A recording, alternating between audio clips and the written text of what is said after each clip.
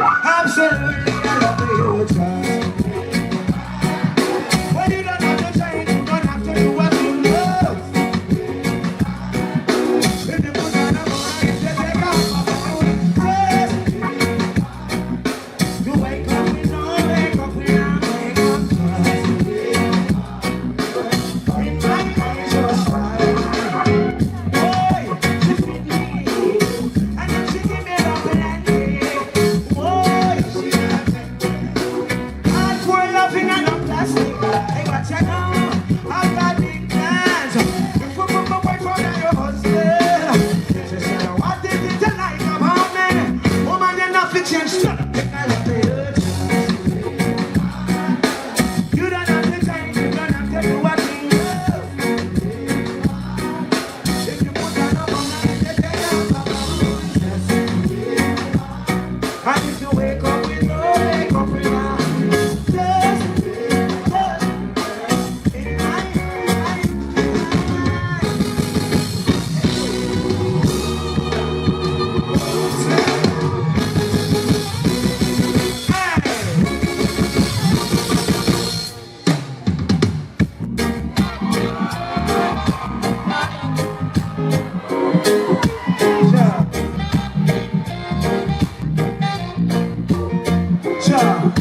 Natural beauty, you know. Oh,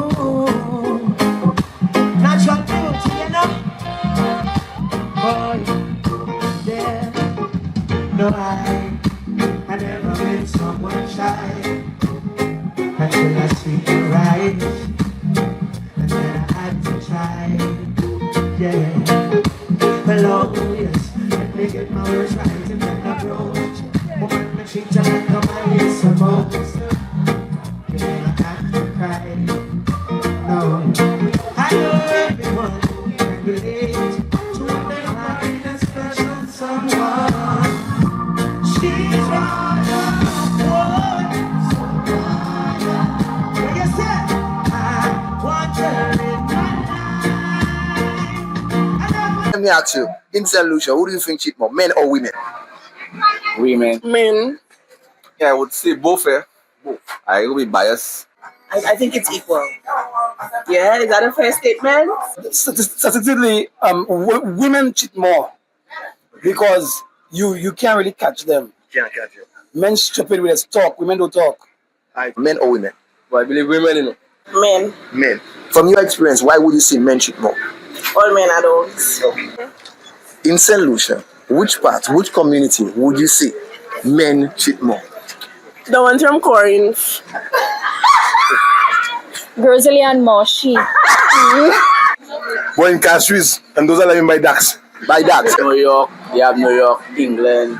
Okay. Yeah. Alright. Well, there you have it. In New York, women cheat more in St. Lucia. Yeah. Is woman that cheating, man? I won't lie, but when you listen to other females, you actually figure out it's females. But from my experience is man. Women. Women. Why you think St. Lucian women cheat more? Majority of solution women are gold diggers. So. Women just cheat more, you know, because Kukutland look Sapanima. They're so quick, and as a matter of fact, in that young generation, the first generation, say wap wap, wap wap, wap wap. That's the way they is. I believe women cheating more in the world. If the men wasn't cheating, the women would not cheat because it's payback time. So, Women. right. Why would you say women? Because man can stay without sex, but women can't stay without sex. Who cheat more? Yes. Cheating is when you lie about it, you know. So they don't have man or woman, it's who lying about it. Both sexes. Which community in St. Lucia would you say men are cheaters? You see the district, I should say, of Grosile. Castries. Not sure. Well, Babylon. Okay. Who cheat more, men or women? Women. Women. All right. Why do you believe women cheat more? Because women always cheat. They go in your phone, they go in everything. So that's cheating. They are equal, actually. But it's just that men are found out more. Men are found out more. Yeah. Why would you say men are found out more? Because women are calculative. We have brains. We use it. Who cheat more, men or women? Well, we have no evidence of men cheating, but we have evidence of women cheating. When I think about it, I think men cheat more. Both. How many women are there to men? There are more women to men. Okay, well, your answers is clearly there. All right, Mr. I think both. Men. Men. Men. Men. Men. Men. Obviously, women. Which community? Yeah. No castries. Castries. Yeah, castries. I will repeat castries. My mother tell me never check out any woman. It is alleged that a lot of cheaters come from Babono. I don't know. You would say from your personal experience, women cheat more. Well, to me, I cheat. I'm a cheater. Okay, so I know for the women. I'm a cheater. Okay. Okay. Okay, now that's ridiculous. Okay, castries. Well, if I say a name of a place, everybody could come for me. The public sector, all the nice working girls belong there. Right. They are the top cheaters. And slurry. Answer it. Boy, I can't give a community. I let's see the whole solution because all women let's cheat. Big up yourself. 17 constituencies. Why would you say man cheat more? Because you'll have a company only just cheating anything. That's why. Because women like nice things. Right. And there are a lot of jackass men. Right. They like to give the woman nice things. They like another man to give the woman nice things. So when the woman want nice things, she will cheat on you. Right. It just in them. I don't know God make them like that. Yeah. The men started it and now the women following in their footsteps. I don't know, both of them doing it. See, Right. both of them doing it. Right. You have nobody doing it that one doing it more than that one. Both of them doing it. Because we both love sex. Because men don't really think when it comes to cheating, but with women, we think and we kind of like people, but men just do it because they can do it. So it's a little more easier for them to cheat on us women. They want expensive things like clothes, shoes, cars, and things. We don't have to give to them. Because it's in the nature. Why you believe they cheat more? You know, women full of tricks, you know. And they have man shot it, so. Man shot. Man shot. Share. Okay. Women, you see lying, women can take lying to a different level. Yeah, women can sit down in front of you and cry and bawl and kneel down and still be crying. Yeah, you can't get one to do that. You will catch it. So let me ask you a question. In St. Lucia, who cheat more, men or women? But it's the women, the women have like this segmented. Men. Men. Men. Life, men just cheat more. Men are cheaters. Yes. Well, both. Both of them. Well, women, because this generation now, they're really cheating more. Men. Man. I would say men. Woman or cheat boy? Both. Depends. Which community would you say women cheat more? January. Genuine. Why would you say genuine? Because all the girls I pass from January, all of them is cheaters. Liars, cheaters, everything in one. The valley. The value. Same. All districts. Well, I find castries and Jersey men. The valley. Castries, I guess. Them castries men like rum shop, so I believe castries. But you know the South builds a lawyer, eh? South. Like in castries. I would say more in the north, mostly in the north. Definitely. And slurry. Tell me, Mala. Mwe, Kadeshiwe. If I can, I will. Hello? The voice of the people all around St. Lucia. Drama Blitz. A lot of the culture and the history of Kingston resides right here in downtown Kingston, traditionally and historically. But you'll hear on the music tour, even in the murals today, you'll hear about some of the greats that came out of downtown Kingston. Also, very importantly, what we're trying to do, it's about place making. So that's why you'll see the murals, but it's also about the people. So we're trying to invest in the people. We're trying to invest in the creatives behind our culture.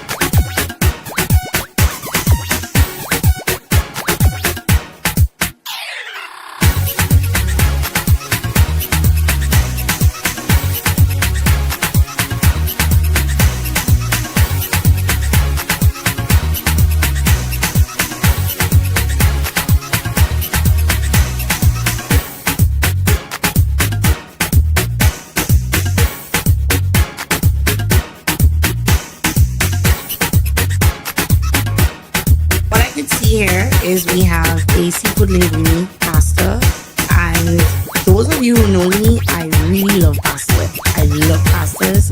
So I think I'm really going to enjoy this. It looks really good. And it smells really good. It smells amazing. So I see now like some calamari, some mussels, the real bell peppers. Yes, so let's dive in. With the tomato-based sauce, people. Oh, okay. So we were just informed that it was sauteed with white wine. So I'm excited to try it.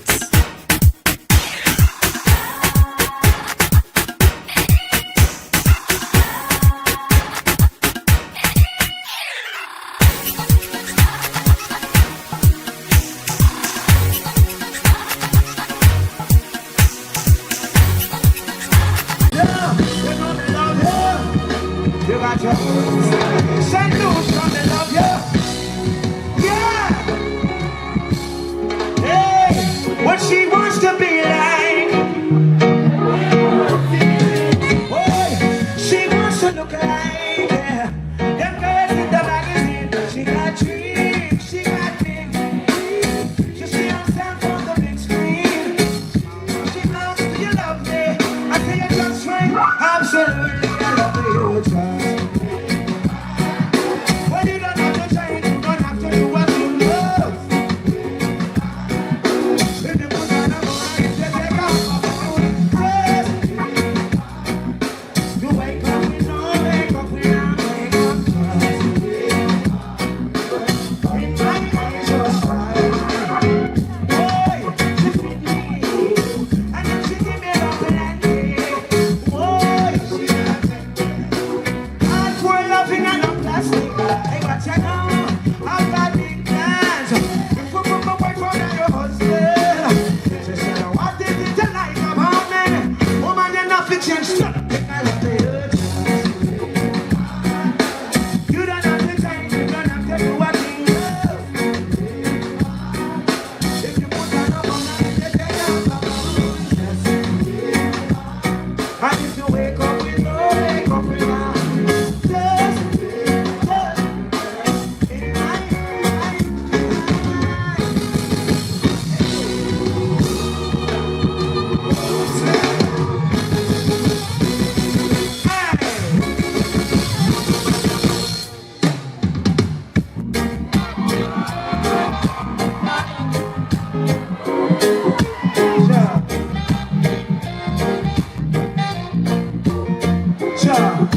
natural beauty, you know. Oh, natural beauty, you know. Boy, yeah. No, I never met someone shy until I see the right. Do you remember the story of the guy in Beaufort? No, none. What was the story of the guy in Beaufort? The guy in Beaufort. Are you surprised? And I've heard this from multiple nurses, where he delved into certain spirituality, where he would extend his penis into the house and violate the young ladies. So the father went to a more powerful person and put a Maui for it. Explain what that So is. Maui means tie. So Okay. you basically stop what they were doing. Okay. And the father got up, and right on the threshold of the window was the guy's penis. And it's stretched down, out, over the yard, over the fence, and is outside. Good night, folks. Tonight on Grown Folks Only podcast, we have a fascinating episode. Tonight, we're going to dive into a fascinating topic, the roots of faith and possibility. A pathway for possibly a better living. Tonight, we're going to explore the topic of relationships between religion, superstition, and the superstitious. To help us unpack this very interesting subject, we have none other than the legendary Father Lambert St. Welcome. Welcome, welcome. With years of experience in faith and author of 4 books, writing credits, and more to come. Helen and her sister Haiti are all poetry. Our Father's Prayers and Praxis, Turbulent Waters, and most recently, Earthquake. Welcome, Father St. Rose. Thank you. It's my pleasure being here with you tonight. And of course, we have our co-host, Carol, Femi. And Sim. And of course, I'm not an influencer, so I'm just here to let things go. So let's start off. A little background on Father St. Rose. Can you give us an idea of when you first found your calling in faith? And what was life before that? I think I was a normal, ordinary little St. Lucian boy growing up and down Wandidon Road, Castries. Went to school in Castries, did my secondary school in Guyana. Studied in Trinidad, in the United States. Wonderful. It's been 44 years a priest. Wow. And I can't regret it. I'm happy to be. So, between all these countries, all these stops, and all this living, when did you say, I think I have a higher calling to go into priesthood?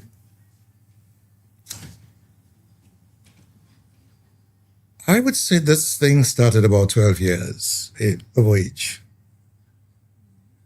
12 years? 12 years. I was fascinated with the number of priests going up to the altar for concelebrated Mass. But at the time, there were only French priests on the island.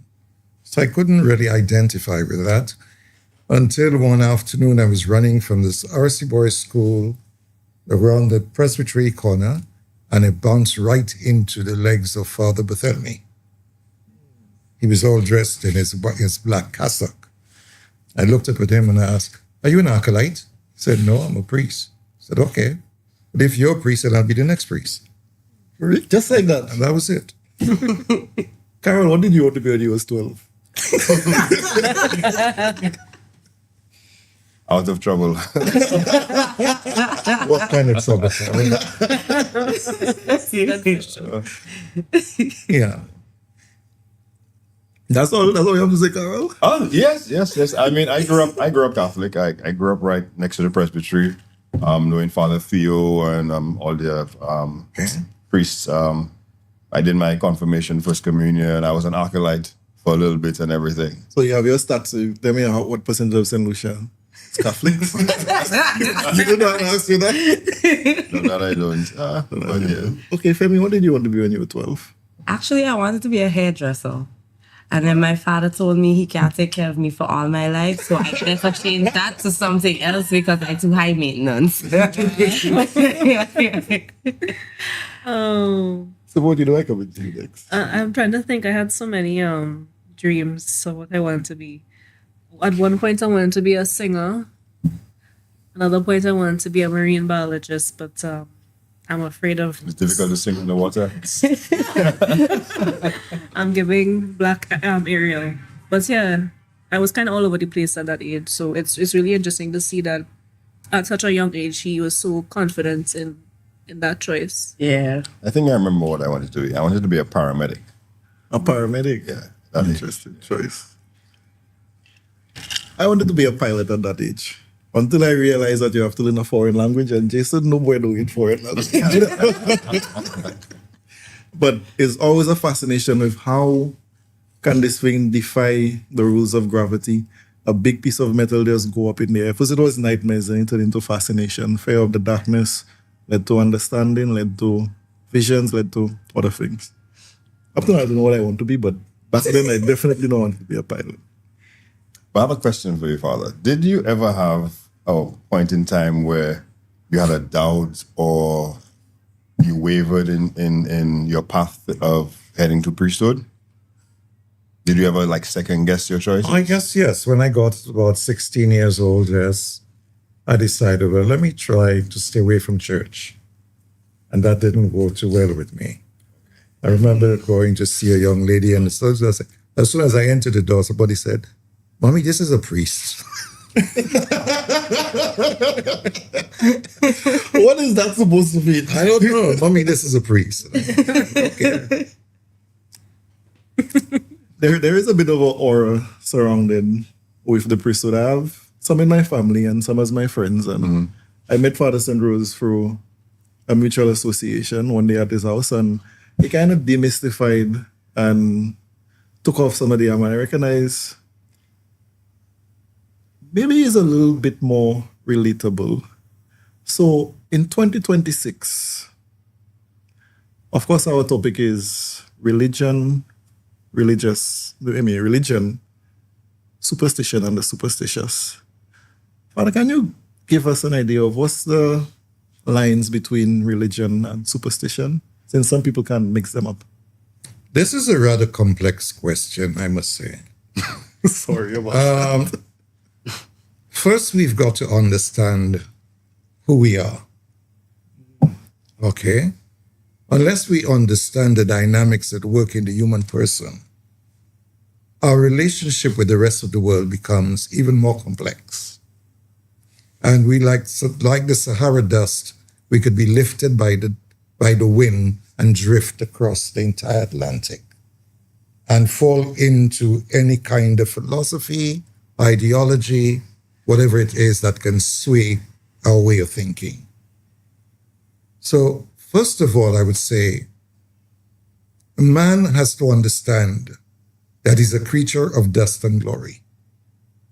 And that is highly anthropological, theological, Christological, and etiological at the same time. Now, these are just big words. To simply say, if you understand your own frailty and realize, like dust, that you are incapable of coalescing and maintaining an equilibrium that is necessary for a holistic way of life, you will not see the need to be able to gravitate towards God. Okay? Now, once you enter into that realm of getting to know God, you begin to see your own weaknesses, your own fragility, the lack of strength, the lack of equilibrium on your own. Okay? And now going back to the book of Genesis, you immediately see there is a tug of war in the cosmos for the human soul. The gods are struggling for the human soul. Okay? God created man in his own image and likeness out of the dust of the earth. And the only thing that gave man's life is the breath of God that is in him. And that's his soul. Okay? And of course, as Thomas Aquinas would say, the mind, the soul, and the spirit are one thing. The animal. Okay? Now, not because you're a child of God that you are overwhelmingly protected. Adam and Eve.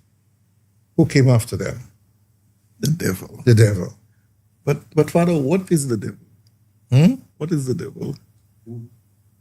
The devil is a disembodied human person, a spirit. But just like God, it can enter into any human person if the human person is void of the Spirit of God. In the same way that he was able to convince Adam and Eve, if you eat the fruit of disobedience, you will be just as wise as God is. You will know good and evil. And of course, who wouldn't gravitate towards that? You know? Again, going back to the concept of the dust.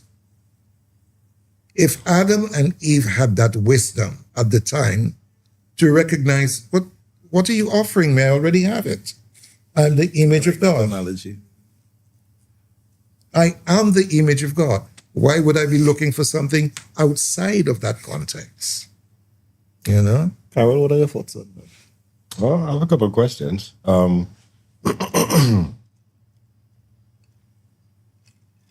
The question I pose is, Adam and Eve were created in the image of God, image and likeness of God. And Before you proceed, let me correct this.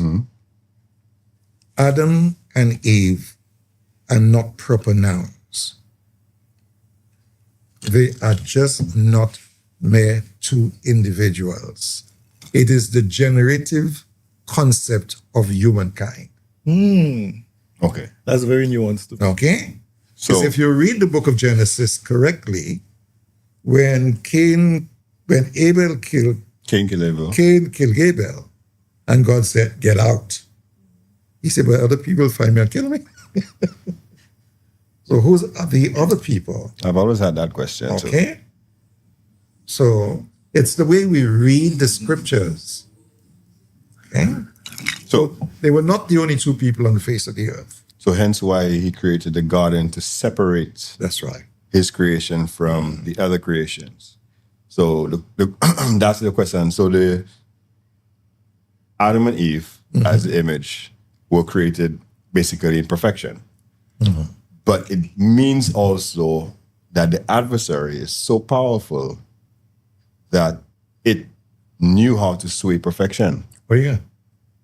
That's an interesting understanding. That is why in Psalm 8, verse 5, you hear David asking God, what is man? Not who is man, but what is man? And Job, in his suffering, looked at God and said, God, what is man? You know?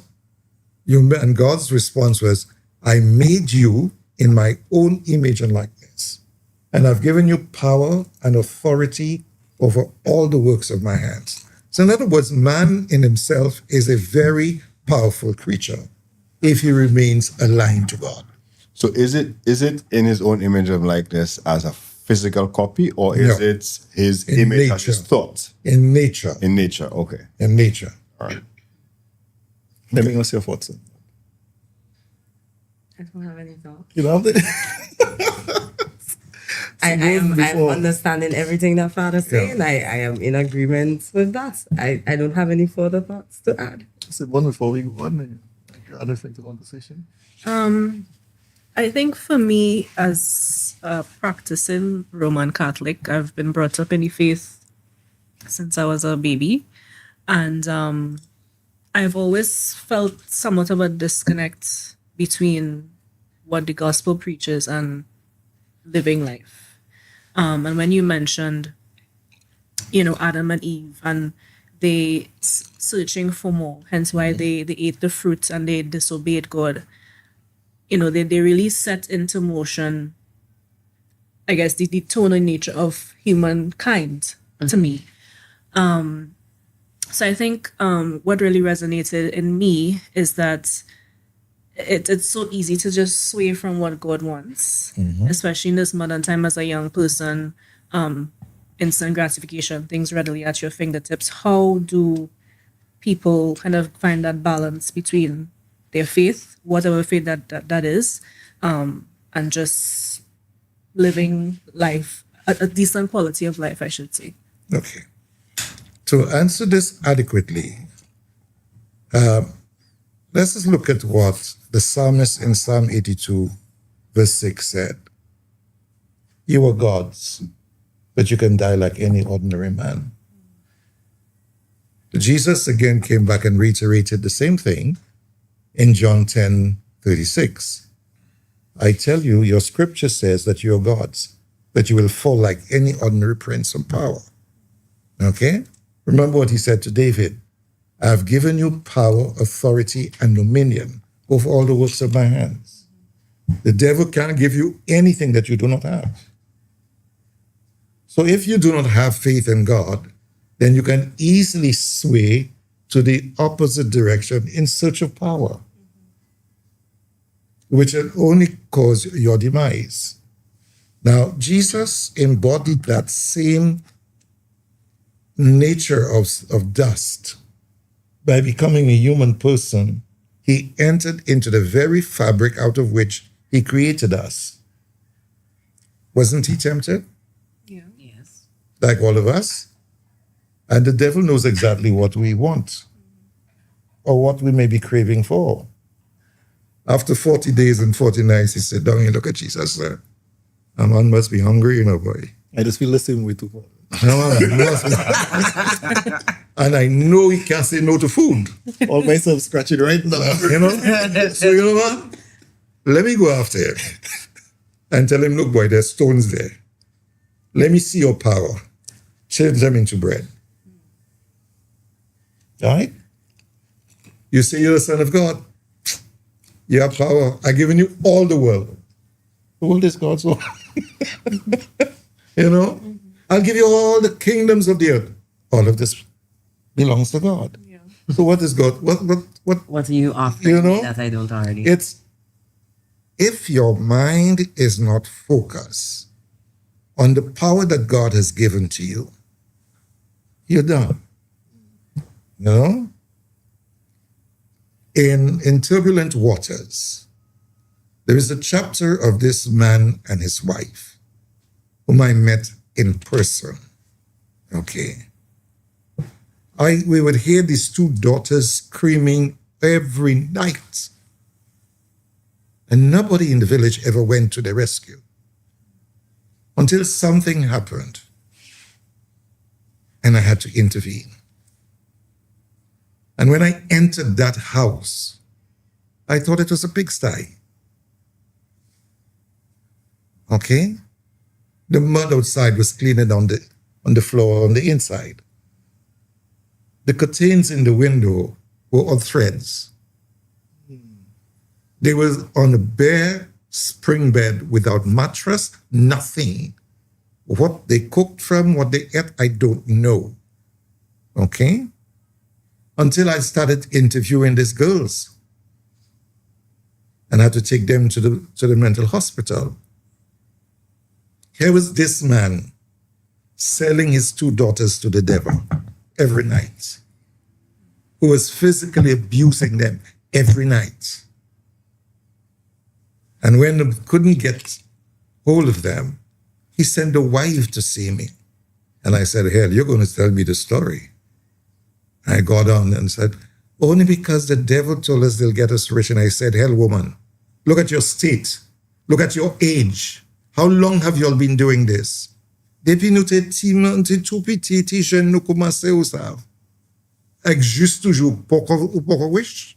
Until now, you're not rich. Look at your state. What a bull, I'm not speaking patois like me. What did you just say that? In other words, how long have you started doing this? I got that. Since they were married, very young people.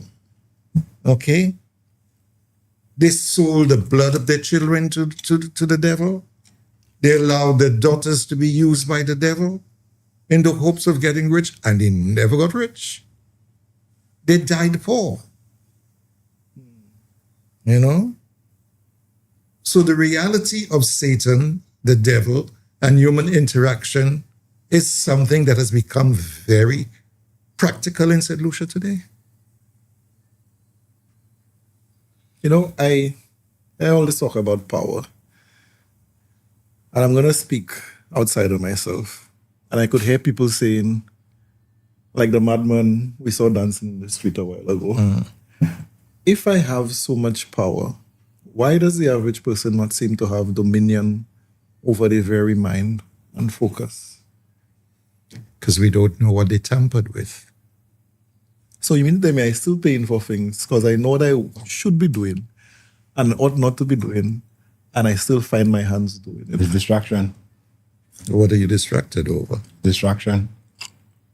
You see, now, I grew up Catholic, but I went on a quest because there were certain things that I needed answered, and I was not getting the answer that I wanted. So I've talked to Muslims, I've done Baptists, I've talked to Sikhs, Buddhism, and everything. And one of the things that I realized is the calmness of your inner self, as they say, is what you first require. We have to remember that we are nothing but flesh, and everything that is here stays here when we're gone. No. You made a statement here. We are nothing but flesh. No, like here I meant. Oh, yes. Like in the physical, we are nothing but flesh. In the body. In the body. Whatever that, when this body is gone, when we have exited this vessel, everything that we have acquired stays here. Mm-hmm. So we have to be content with what we can do and balance it. Now I've said it many times on episodes, with social media influence and just the way society is evolving and raising, we're stuck in a rat race of pride and all those things. So sometimes, I'll tell you what, some of the best advice I've gotten from mad people The guy you see dancing on the street or whatever it is, because you know why? What the person do? They're stripped. Hold on, they're stripped to zero. You're on the street, you have no more dignity. Filtered. You have no money. You've gone through forced fasting because you haven't been able to eat and everything. And you bare bones, and then you get to some of the best clarity I've had is meditative, where you clear your mind, you focus, you pray, and you let God speak to you. Mm-hmm. And that's one of the things that a lot of people don't understand. Maybe I see you thinking this time around. You still have nothing to say? Oh, I'm enjoying the conversation. Enjoying the conversation? Anything you do to help you connect spiritually? Yeah. So besides praying, I like to meditate. I will take time for myself. What is the difference between a prayer and a meditation?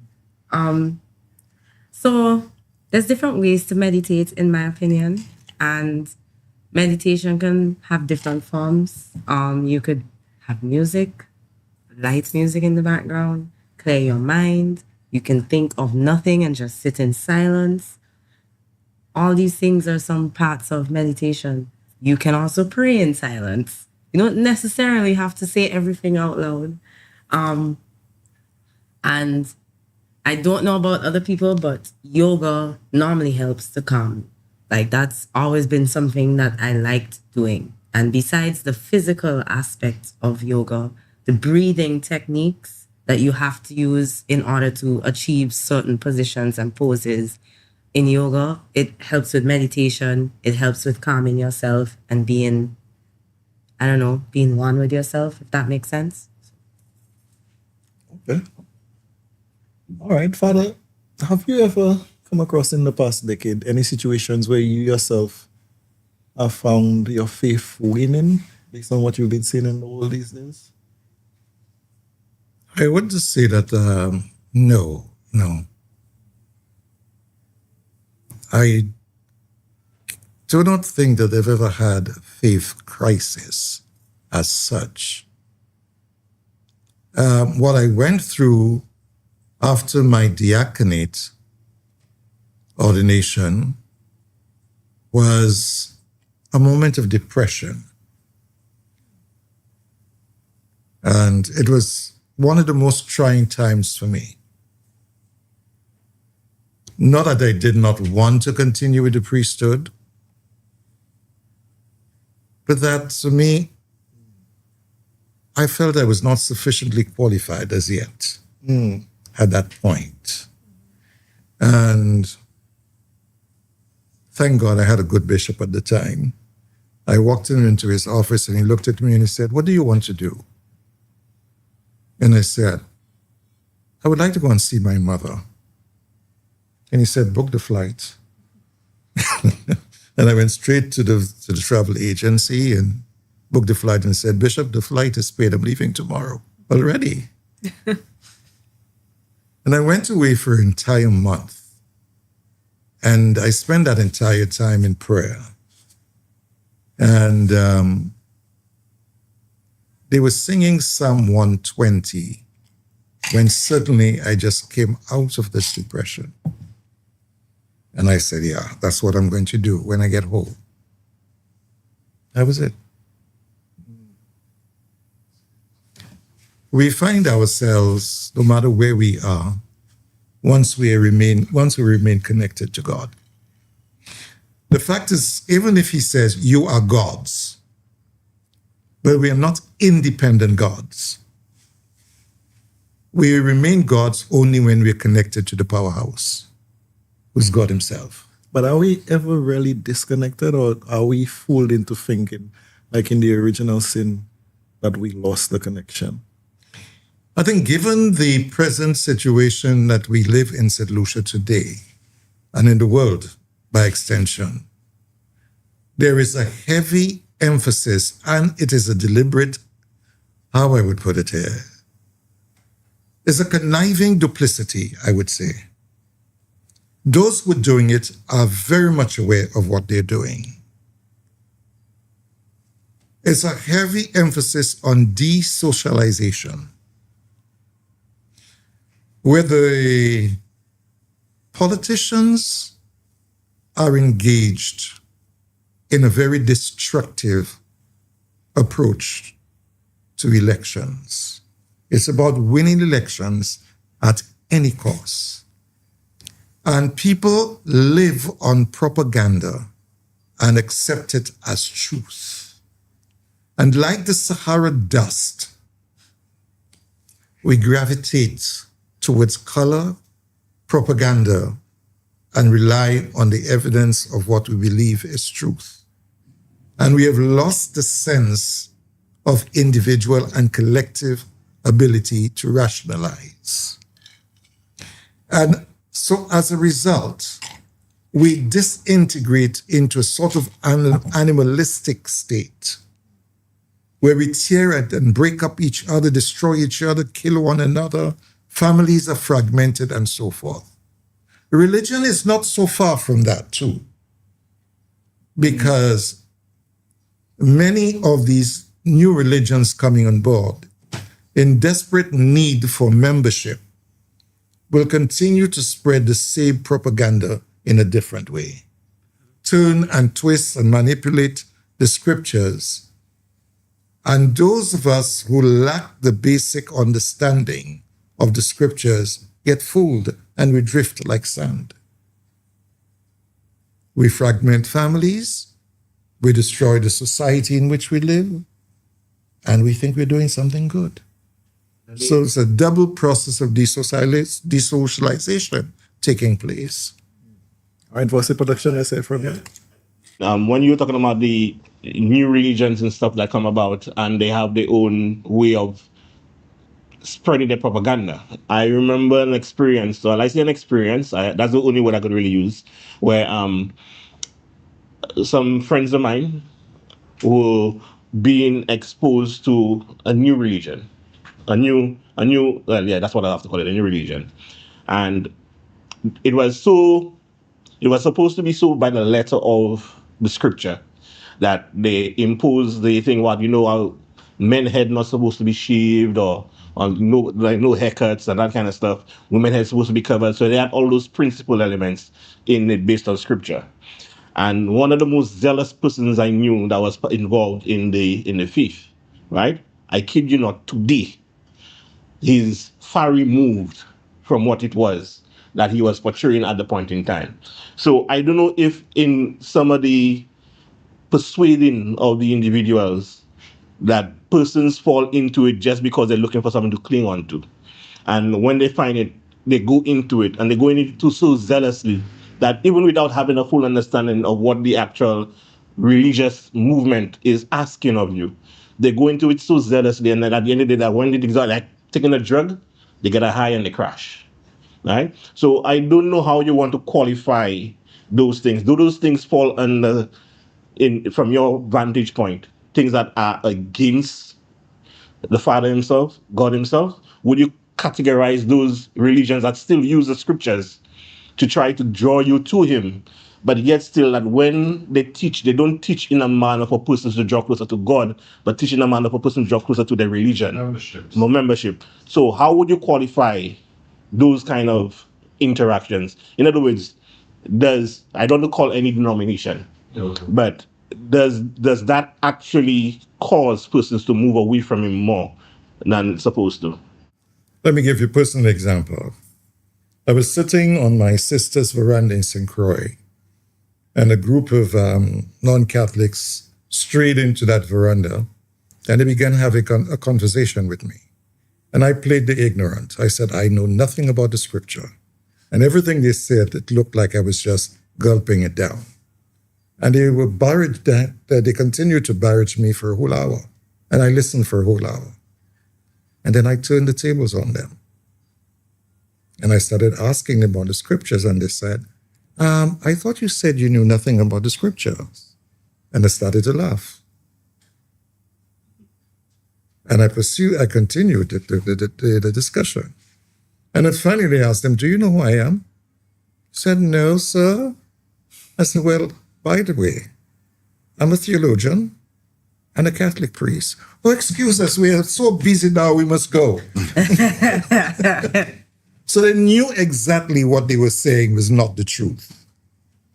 They were twisting it. They were twisting it. And they were convinced that they had me all knotted into their discussion. But the moment that I cleared who I was, they left. It was a different story. You know? Even now, sometimes they would come to my home and try to convince me. And I would just say, ladies and gentlemen, before you start, can we pray? Can we bow your heads? I would go, may Almighty God bless you, the Father, the Son, and the Holy Spirit. Are you Father St. Rose? Yes, I am. You know, so that's true. Some of us are so weak in faith. We do not practice our faith sufficiently well. So then we have the tendency, like dust, to drift with the wind. What I realize with some of them is that they themselves are not completely convinced. No. So to convince themselves, they will try and convince you. And if you're convinced, they're convinced. That's correct. And also what I realize, well, not what I realize, but, well, yes, what I realize is that I find persons who tend to gravitate or get drawn in are persons who either A, didn't have a foundation or basis in the first place, so they're consistently looking for something to believe in. Yeah. So it's like they believe in whatever is the first thing that comes to them until it doesn't serve them anymore, and then they look for something else. But by the way, are you all aware that there are 2 satanic churches in St. Lucia today? No, I am not. We are not.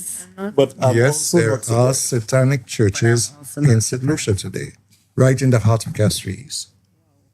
Interesting. So what would you define as a satanic church? Like straight up worshiping Satan, or is it more implicit? These guys. That's what I would More like a cult. That's right. You know, there was this joke going around on the internet with a comedian named Drewski, and he's in red bottoms, and I've been in some churches, and honestly, I just try not to laugh. Where you can see it's like you're in a club, and the DJ asking you for money or offerings, and the pastor will talk about who have the biggest this and the biggest that. I kid you not, the biggest Christmas tree at Christmas time. So I'm wondering in my head, is that what it really about? Can you give me a perspective on that? Well, I think if you read in Turbulent Waters and Earthquake, you'll get a better perspective of the holistic state that we are in St. Lucia right now. That many of our young people have gravitated out of faith to nowhere. Just a few days ago, I was speaking to a young man who was having a very turbulent time in life, and everything that he tried was a failure. So some reason for another, I looked at him and I asked, were you baptized? No. Do you have a relationship with God? No. What do you worship? He said, I don't know. Who do you worship? I don't know. So where do you want to go from here? Well, I want you to pray for me. And I said, no. That kind of prayer is not going to work. Because the moment you leave here, you will go right back into the old way of life that you're accustomed to. And the prayer that I will say, instead of helping you, will do more damage to you. Because you will learn to mistrust God rather to embrace Him. And he said, that might be true. I said, go home, think about it, and come back. So we have thousands of young people walking our streets today who are not anointed, not consecrated, anything. Femi? But doesn't that also stem from like a bigger issue in the sense that I find a lot of young, well, besides the, as you rightfully said, the governments or the politicians, the religions, the religions and everything like that, I find, I could use the United States and Canada, for example. They're pushing a specific agenda. not that I'm jumping on the LGBTQ plus community, but they're pushing that agenda and taking God out of the equation. They've literally taken them out of schools. Like, there's no room for prayer. You can't sit down and pray. You don't say prayers in the morning. They're taking that out of schools. A lot of private schools, even in the Caribbean, some of the private schools that are not Catholic or not for any religious denomination, they've taken prayer out of schools. Like, there is none of that. There's no structure. There's no teaching them anything. And that's what I'm pretty sure all of us in here have gone to a school where you said prayers in the morning. You met for assembly. There was a roll call and everything, right? They don't have that in those. They're missing that now. And it also stems to the fact that more younger people are making children and they don't have the guidance from older persons like before. Because I'm pretty sure our parents, when they had us, they had their parents or someone in their family that was old enough to guide them and tell them, well, you can't let the child reach a certain age and you are their parents. You have to be the one to speak for them until they're of age to speak for themselves. And I was baptized Catholic, right? I grew up as a Catholic. I went to Catholic schools my whole time. And I got to choose to continue to be in the faith if I wanted to. My parents asked me if I wanted to do First Communion. I was like, yeah. Because it's not just because that's what I knew. I actually believed what I was being taught and believed what I was being expressed to and exposed to. I asked questions like any child would, but young people these days are not getting that. They don't have that guidance. I have two questions that just came to mind for Father. And I feel like, especially when I was younger in the Catholic faith, I have had a lot of friends grow up being in the Catholic faith, and then they decide to leave to go into other religions because they just don't feel as connected to the faith. They feel like it's quote unquote boring. And a lot of young people are leaving the Catholic faith to go to other faiths or just no faith at all, as you rightfully mentioned. And there's another issue, especially in Trinidad, and you can let me know if it's in St. Lucia as well, where a lot of young men are not joining the priesthood. So it's not necessarily a calling as when you were younger. They're probably not as interested in that faith, or they want to go into something else. So what do you think is that disconnect there? Let's go back to the beginning where we started. When I said the whole question that was asked was complex because it is multifaceted.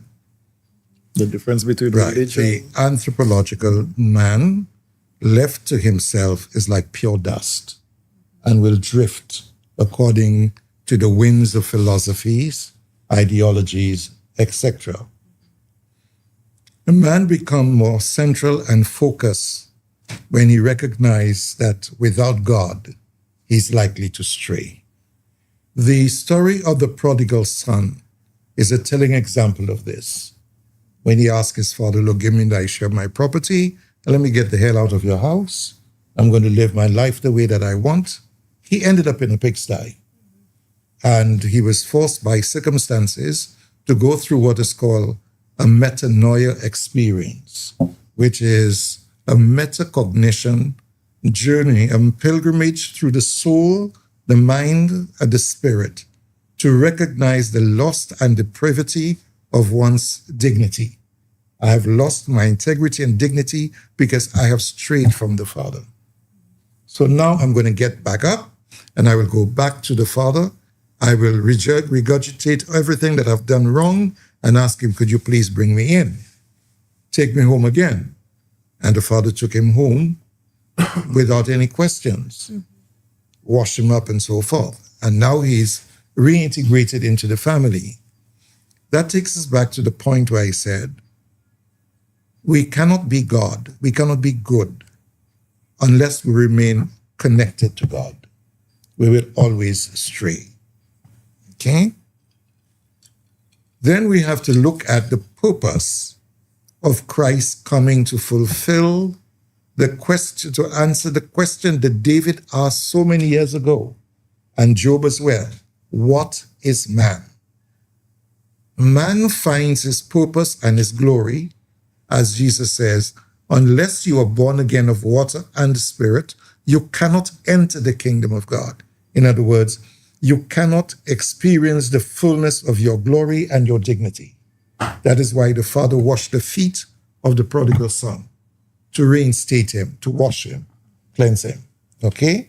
Anoint him, which is a sign of baptism, okay? Putting a ring on his finger, confirmation and stability, a bond, and a breakable bond with God. That's what you've come back to, okay? So when society has disintegrated to the level at which we are today, where things like humanism, nihilism, individualism have become so prevalent, you know, our young people today feel entitled, you know. It's not what you have, is what they want, you know. And technology has made all things possible almost instantaneously. And we think that we must respond almost at the same level. Yes, we have lost our sense of identity and integrity. And that's a big problem. The question of desocialization, both on the part of politicians and the separated churches, again, is another reason why there's that drift from the church. And if you look at, there is no more a notion of sacrifice, but almost instantaneous richness is being preached by these new religions today. Sow a seed, you'll get rich. But isn't that the same, that's not like the same original sin that the devil or the snake exactly offered right in the garden? Precisely. Just in multiple different. It's just that we're still in the state of Adam, as it were. Because the devil doesn't come with fire and things, so he comes with nice things. That's correct. Yep. I mean, I was dealing with a young 16-year-old man. His mother brought him to me. And I had a chat with the guy because he was bent on killing one of his parents. He had both parents in his life? Yeah. And I asked him, so I began digging, and finally he kind of admitted that he was initiated into the satanic cult. And it is imperative that they have to kill somebody to offer up the blood of that person to the devil to fulfill their commitment, the covenant relationship. Okay? And why did you go into this? Well, the devil promised to give him a Ferrari. In St. Lucia? In St. Lucia. How did it? Okay, well... How did he talk to them? But the mother said she would be hearing that kind of conversation going on in the room. Really? Between two people? Two people going on in his room. And they opened the door. They are not seeing anybody, but except a big flame in the room. Flame? Yes, a big flame in the room. So they decided to bring him to me. So, as a very experienced priest, Catholic priest, what would you say is your scariest experience you have had or encountered in your life?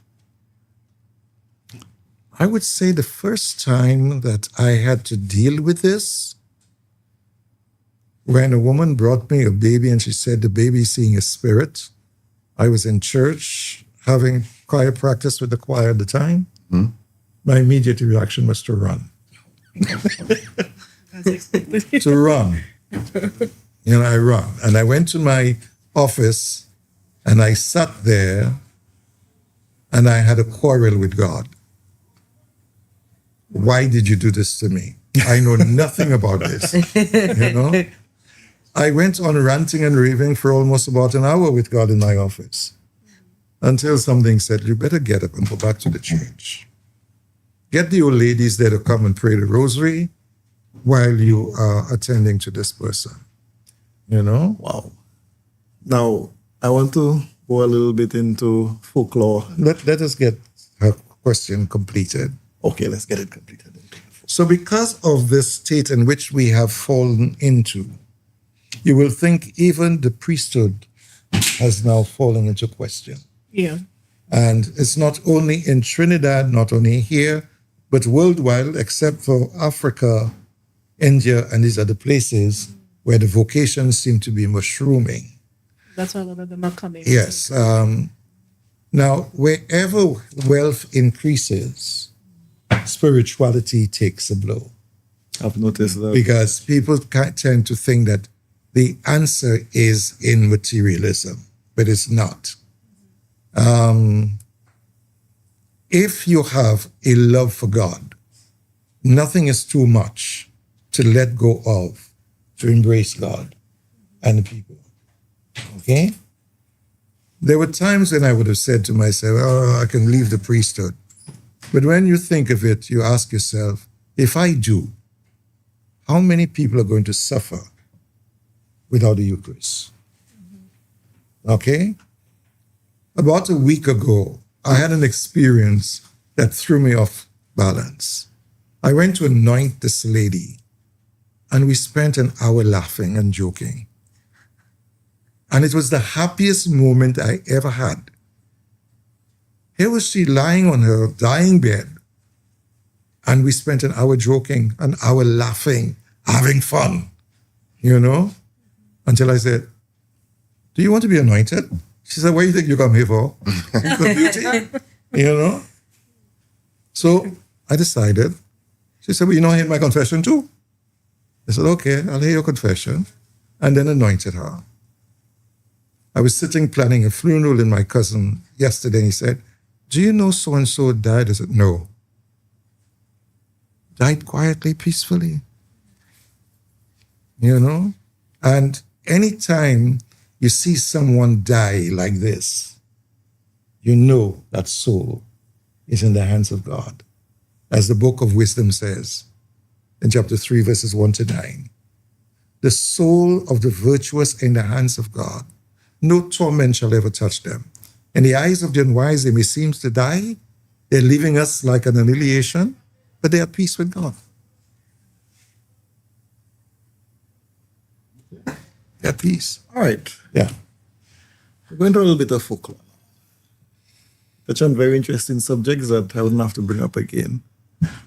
But can you give us an example on how rituals and superstitions have mixed historically with faith? And is there any contribution from faith itself to get people to come along? Part of this, I think David Popo said it quite nicely in the review at the back of my book, where he said, this book illuminates the inherent hybrid disposition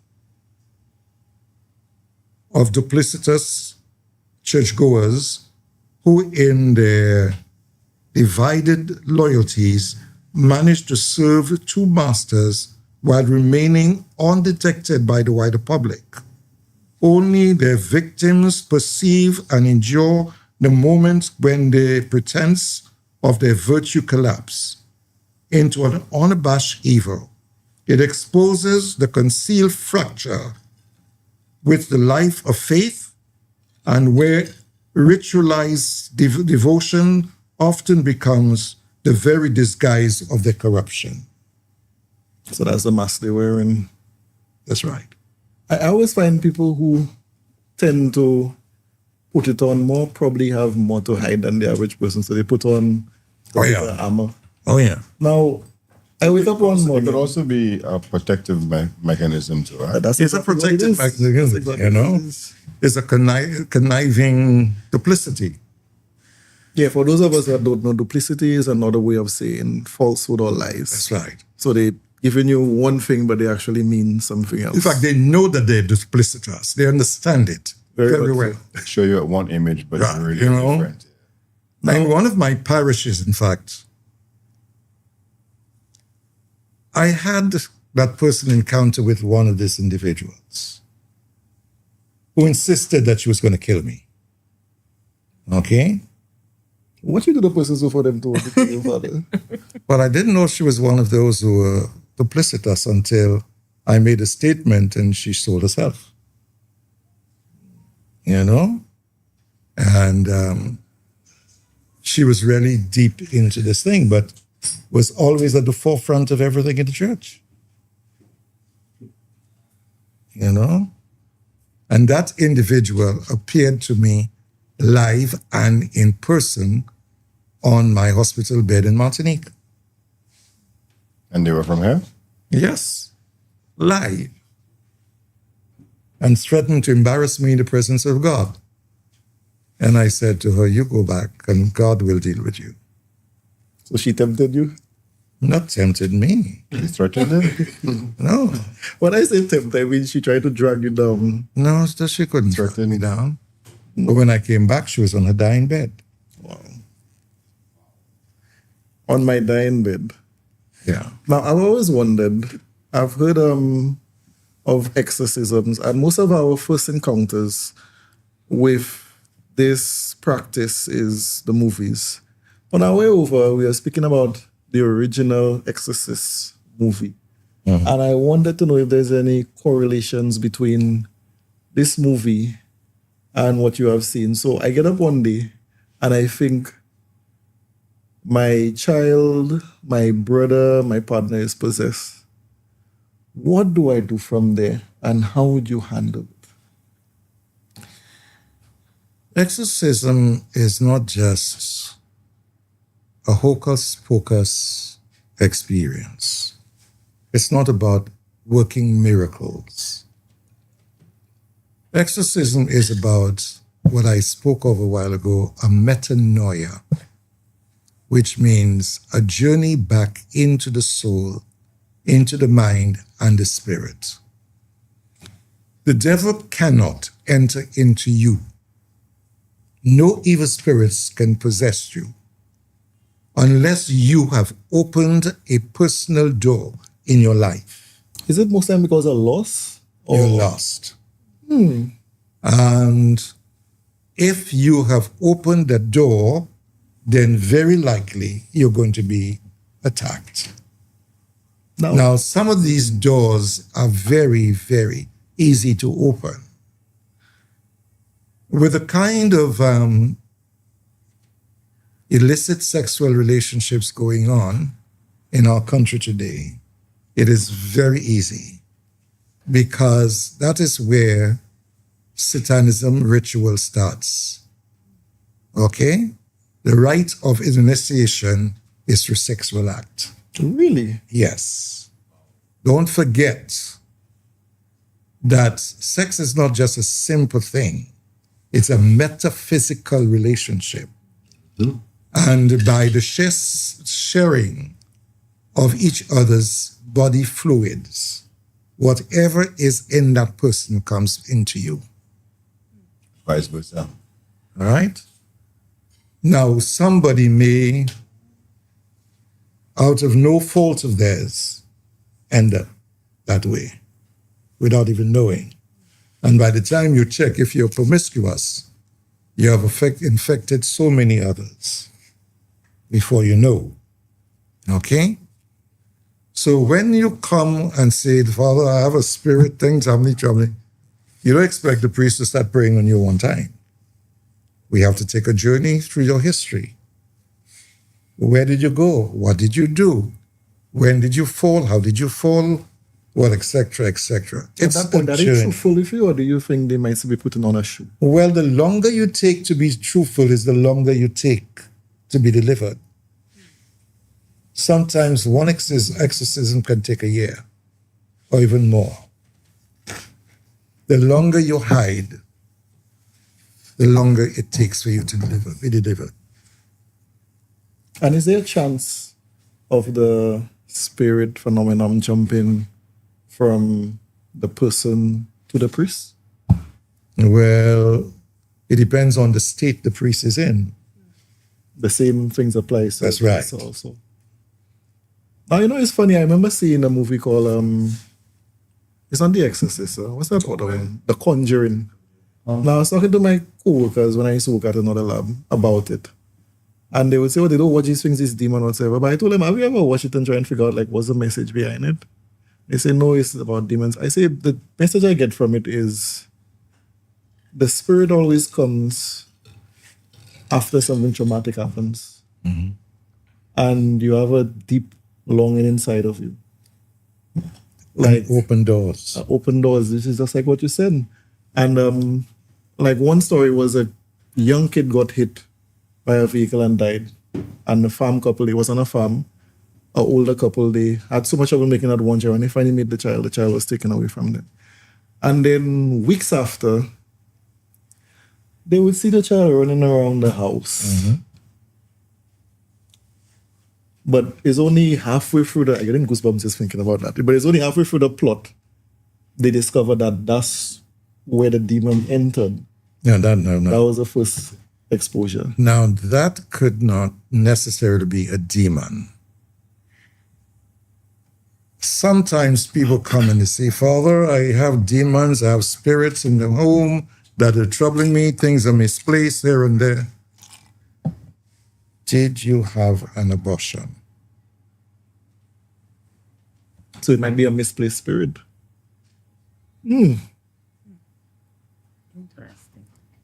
Did you have an abortion? Misplaced spirit. Did you have a miscarriage? Yes. Or abortion? Yes. What did you do with the baby? We flush it down or we do something. That's a human person. The soul was not put to rest. Crossed over. Okay? You just don't bury a person like an animal. I remember we were having a Bible class once, and this woman just blurted out in the church, Father, you know, I had an abortion. I said, oh, shit. No, you have to address that. So I said, could you hold that? Come and see me tomorrow.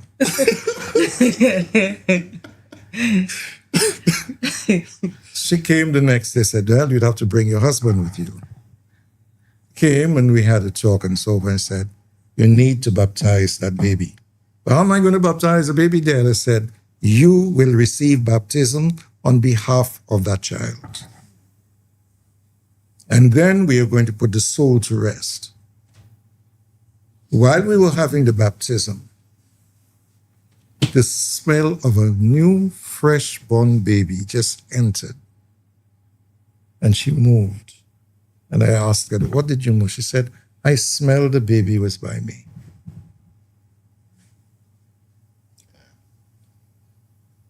I've had a lot of experiences like that, so I connect with that. I'll give you two situations that happened to me that was very not physical but tangible, if that makes sense.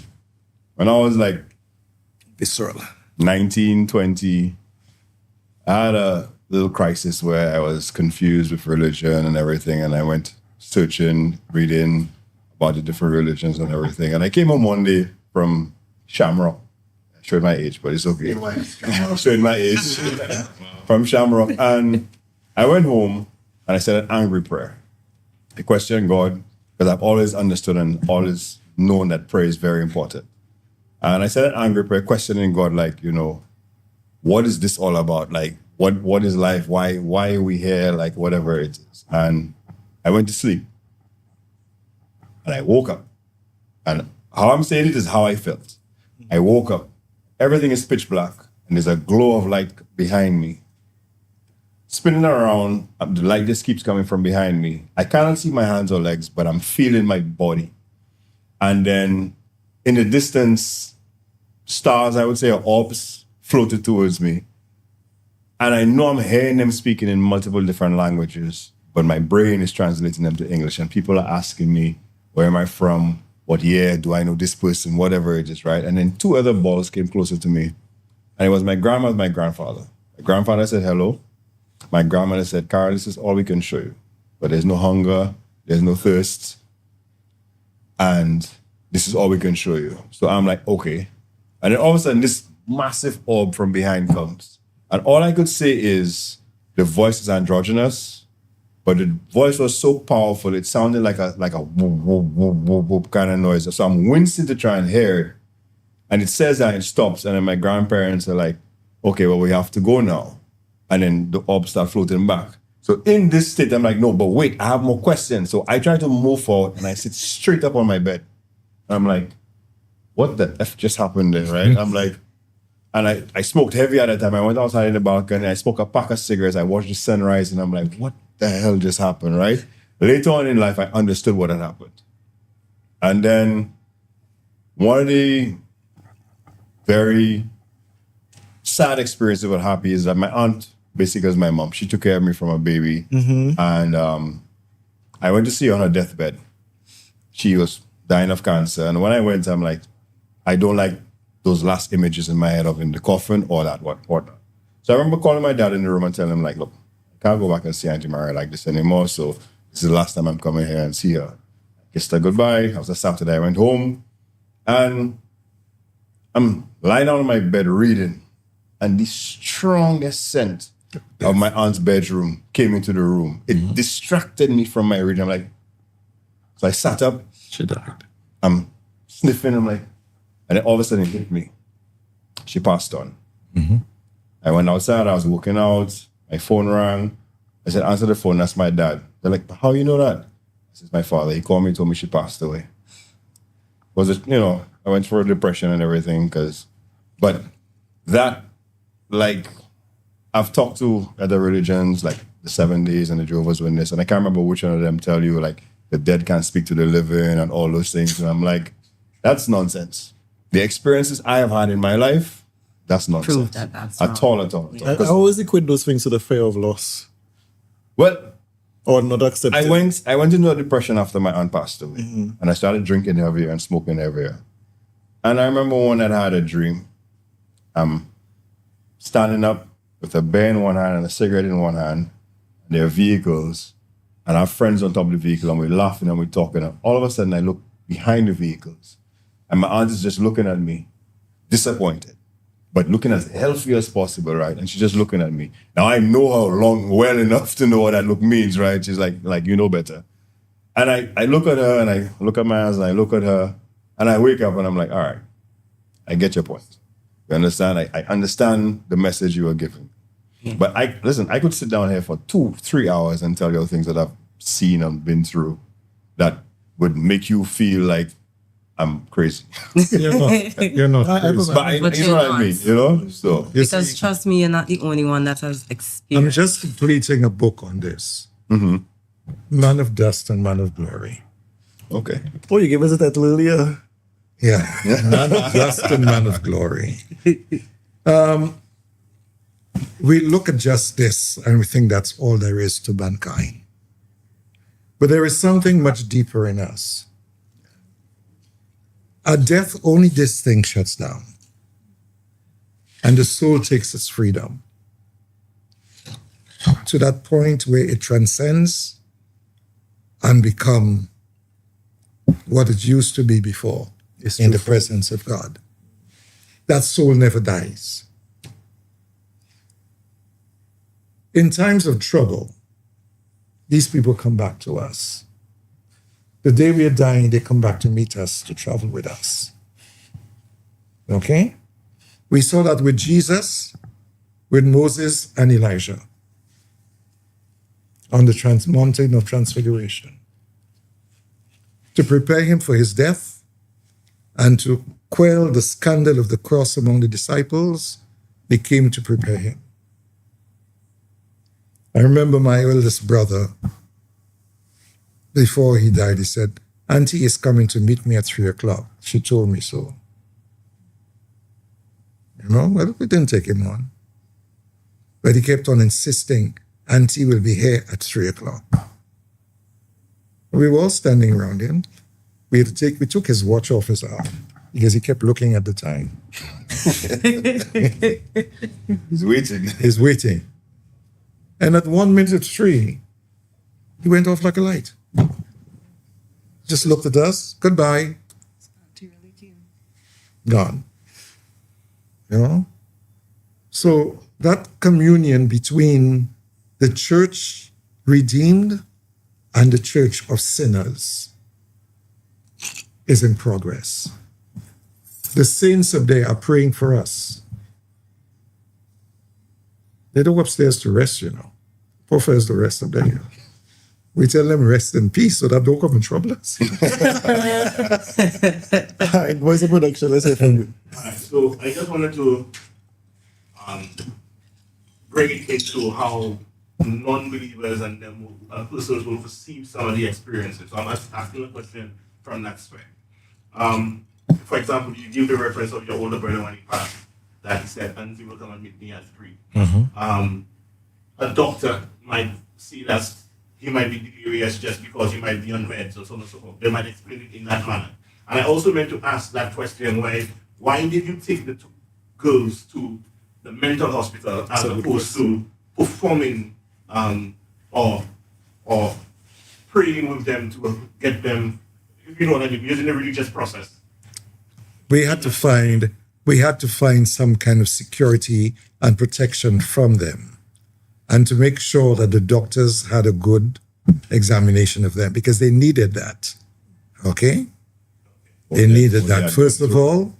And before exorcism, it is always necessary to have the individual to see the doctor to make sure that not just mere hallucination or some other physical or biological illness. You need to rule that out before you even begin. Now I think I understand that. So that means you're not separating spiritual belief from science. Yeah. So no. And that brings me to the next question. For example, you mentioned that the devil enters you through sex, and so persons will say, and I mean, we all know in our own way, in layman's, we now know in scripture, and we believe that, you know, soul bonds and stuff like That's that. correct. The soul tie. But the way you're explaining it almost sounds like it's almost like a chemical process, as opposed to it being just the soul tie. It's like the exchange of the fluids of a being. That's what creates a soul tie. So let me before you continue, sorry, Father. If you want to go scientific, every human being here is like a battery. We have an electrical charge in us. Each of us has our own frequency of vibration, right? When 2 people have been together long enough, don't they start looking like each other? 100%. Right? Because you are merging your vibrations into one. If you want to go on the Bible where it says where 2 become one flesh. Mm-hmm. So if you are now jumping from this plug, or this outlet, and you absorb a little bit of everybody, what do you think is going to happen? And the same way you absorb from them, you give a little piece of yourself to them. What do you think is going to happen? It's a metaphysical bond. So if that your we frequency establish. is offset and my frequency isn't, or Femi's frequency isn't, and then Femi checks you, which one do you think will work better if she's not in control of herself? You would offset her frequency. Yeah, now, I understand. Again, it's just for the conversation. When we say you have that exchange, it sounds like it's almost automatic or compulsory that the negative energy affects the person that it enters. If you're not grounded, yeah. Mm-hmm. It sounds like it's almost compulsory, but isn't there instances where, for example, just because of that side you could have an opposite effect? Like, for example, let's say I'm balanced. Mm-hmm. I'm zen, and I may have had an interaction with somebody who was offset, like you may put it. That interaction could have a reverse effect, because it sounds like it's almost one-sided. No, it's both ways. Both ways. There is a saying: if you need to read Earthquake. I think we definitely should read. How many books? 4 books? Yeah, there are 4 books. Yeah. There's a saying: if you stare into the abyss long enough, be careful, because it stares right back at you. Mm-hmm. In other words, whatever you look into, the same way, like Father said, it looks directly into you. So if you want to read about vampires, evil, monsters, power, you want that power to get the fancy car, when all these things, we all have to leave it behind. I think of myself as a breath. Every day, you have a million chances to die. It just take one doop. Yeah, a million chances to die. The way you use the word chances. Every right now, I almost die 5 times just by breathing in and breathing out. No, I understand what you're saying. I just want to use. We chance not the best way. But it's Opportunities. Or situation, location. Yeah, but chance. Okay. It's a chance. It's his choice of Every time you fly up and you take a chance, that might crash. every time you board a bus or driving on the road and taking a chance. Positive. When we choose it with chance, we are choosing with chance is something that's Superstitious. No, Positive. positive of life. Now, when you say chance of death, it sounds as if like you're looking forward to death. That's how I take it. Let me just give you a joke. I mean, I've had many deaths experiences. I may look very well, but my heart is in a mess, literally. And I was saying, boy, every time I try to go there, Peter and Paul throw me out. You're not done yet. So I will try to go through the back door. Well, guess what the gospel was that day? Anyone who tries to get in another way is a brigand or a thief.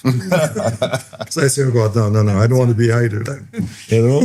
So I have a question for you, Father. With the multiple religions and let's just say those that are geared towards a oneness God, there are stories of, in the Muslims would be jinn, we would say demons or spirits, etc. Every religion would say they are the religion. But they also have a process in terms of an exorcism or an expulsion of a demon. Mm-hmm. How do we justify, and this is my question, like, I've seen people who are Muslim and follow the Quran to a T, and they're not the ones that make the bomb, but they live their life a certain way, right? Don't be an American. All right?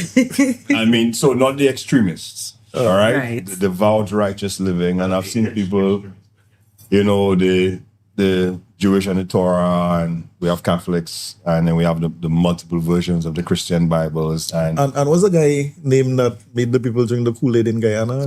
Jim Jones. Yeah. And then we have the Buddhist people who follow their spiritual oneness, and they go through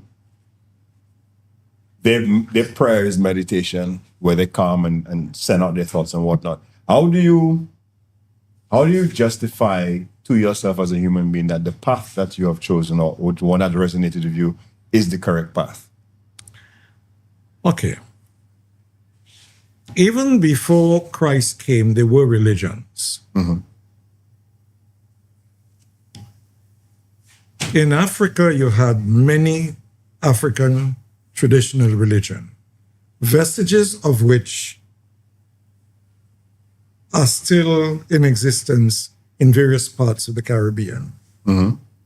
Until the last century, we had Kele in St. Lucia, which was an ancient African traditional religion, where they sacrificed sheep and goat, etc., etc. Really? Yeah, But it's and like the Old Testament? They invoked the spirits of the ancestors, whom they believe were in good faith with God before they died, and believe that these people are gods because of their intimacy and their closeness with God after death. Okay. So what we as Catholics do is we pray to the saints, as we just said a while ago. Mm-hmm. They come to us, we go to them and ask them to pray on our behalf.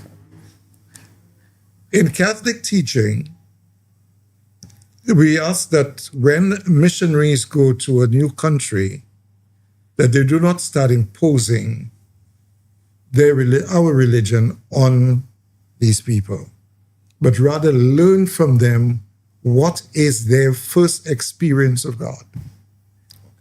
Because they know God, but it's how do they know Him? Mm-hmm. And we see that with St. Paul, who said to the Galatians, I walked everywhere among you. I noticed you have an altar for all your gods, but there is a God you say that you do not know, the unknown God. Now, this is the one that I'm talking to you about. And then he began to catechize them from that level. So they were able to come out gradually from the pagan gods to recognize the God that they were really searching for. Okay? Not all of these traditional religions are satanic or demonic. The object of which, for example, Kele, while the Europeans went all out to destroy it, had a foundation that could have been used on which Catholicism could have been built. Okay? In my master's thesis, I used the Kele experience to bring out a greater clarity and understanding of the Easter Vigil. Okay. And the first time that I did the Easter Vigil in the format of the Kele tradition, the old people who were in the audience said, that is the first time we understand the mystery of the Easter Vigil. Because it resonated with them within the cultural context. You know, even if we are so many years out of Africa, but there are certain vestiges of the culture and the tradition that is lying within us. In our DNA. In our DNA that can just perhaps come back to life just by the drum beat. I don't know how many of you, but I feel that way. Every time I hear an African sing, there's something in there that connects. You know, it's like a voice from within crying out in me. Okay? So if we understand that, it is clear. But nowadays you have these satanic religions that are willfully coming out in sheep clothing. And that we have to be careful. While we're on there, I see these days they have ads going around for holy water selling at a discount store. Yeah, oh yeah, well that's no. Well, the Archbishop put out a statement, and I immediately sent something to my brother priest as soon as I saw it. That holy water, there's a sin called simony. Tell us about it. Okay? Simony is selling sacred things. Anything that is blessed, you cannot sell it. Okay? And when somebody comes to you and say, how much do you pay for the baptism? You can give a donation, but you can't pay for baptism. Okay? You cannot pay, if the rosaries are blessed, you can't pay, you can't sell it. That is called simony. Okay? We may ask to give a stipend for a mass, but you can't pay for a mass.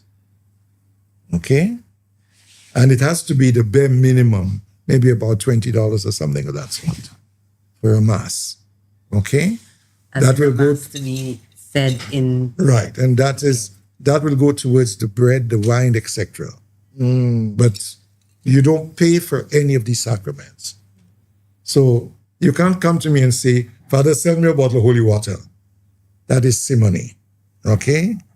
Now, in the culture of the theology of prosperity, everything is for sale.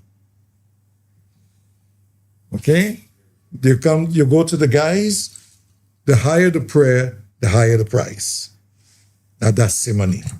Okay? Like if I want Jane over there to love me. That's right. Or my brother to die. That's right. Good. You pay a high price. Now, I've translated that to say we have entered the culture of not simony, but I see money. That's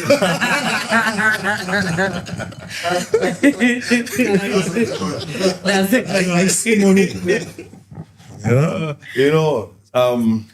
On that topic, I remember speaking to an older person years ago, and he was saying that what Lucians would call a gade, right? And he was saying that he he does it, but he deals with light.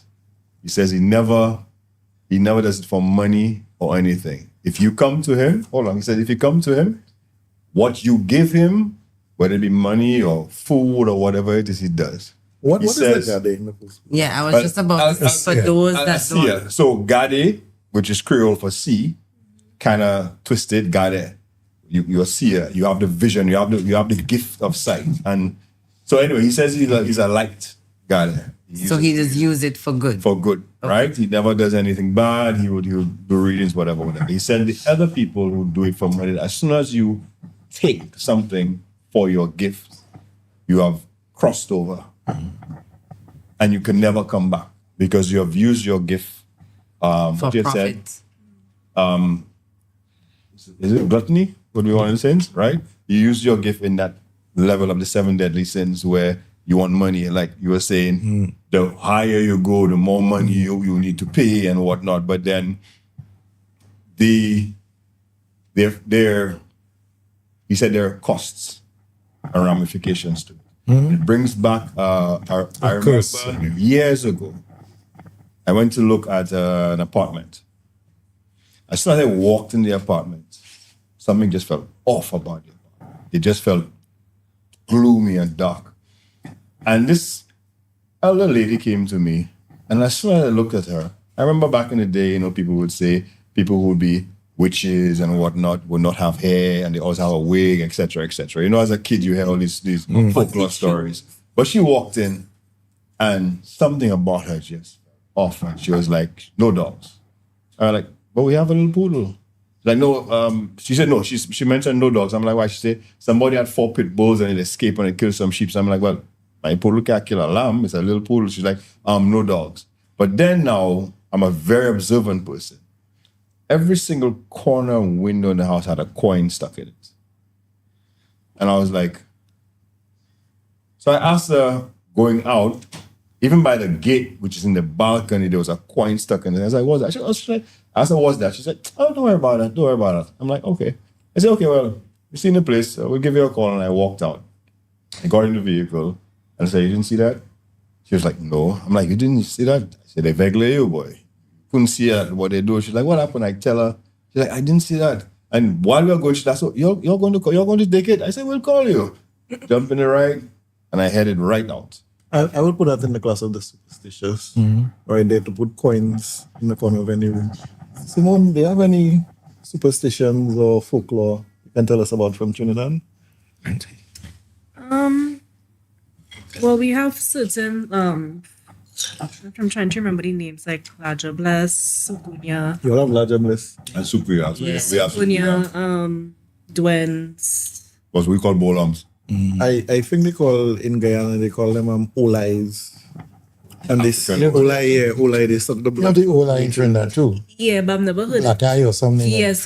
Black eye. When I remember when I was younger, my grandmother used to tell me those stories. So she would say, "Don't put salt or rice outside." So if you wake up, Put it or put it. like if you don't put it, because when you wake up, you would see, was it Sukunya? One of them. They cross the threshold. Yeah, like it's kind of like a barrier. So you will see them picking That's a it. black magic. Yes. So I actually tried it, but I didn't see anything. Now, because there are people in Trinidad who have claimed they see these creatures, and I've always I'm so fascinated by these stories. And there was this tall figure. I can't remember what you guys call it. I can't recall it. But I don't call it slender. We don't have the tall man here, but it's like a tall but figure. I can't remember the name. But I remember this lady in the church. Actually, she was telling me about it, and I was just so fascinated. I was like, why I can't ever see any of these things? You really want to see them too? Oh my God. You see that picture get there? Now they look at My mother literally looked at me exactly. She's like, "Someone, stop talking stupidness." I guarantee you did. Let me ask, are we on the subject of the superstitious and folklore of sorts? Superstition and superstitious. So when we look at, for example, we have to talk about the Kochman, but they call it sleep paralysis. Or the doctors call it sleep paralysis. Marshmallow and marshmallow. Marshmallow and those stuff. How through priesthood would you explain some of those exchanges? Do we have any correlation in the actual something Spiritual? Spiritual spouses, we call them. Spiritual Spouses? Yeah. Even they are living persons who come out of their bodies. Okay? I forgot the term that we Astral projection. Astral projection. Through reading bad books, who enter your house at night and sexually violate you. Well, that's when they hold you down. You believe it's a cockma, but it's a different kind. So let me ask a question. Yeah. Men and women. Men and they have like gender preference. Yeah, no. There are women who does it to do, you know. The women that do it to women. They call them Magi Blanc. Right. So they really Gages, Bolo, those things really exist. They do, yeah. So I have a question, right? Luckily, I have a lot of yokel there. Boy, always illusion.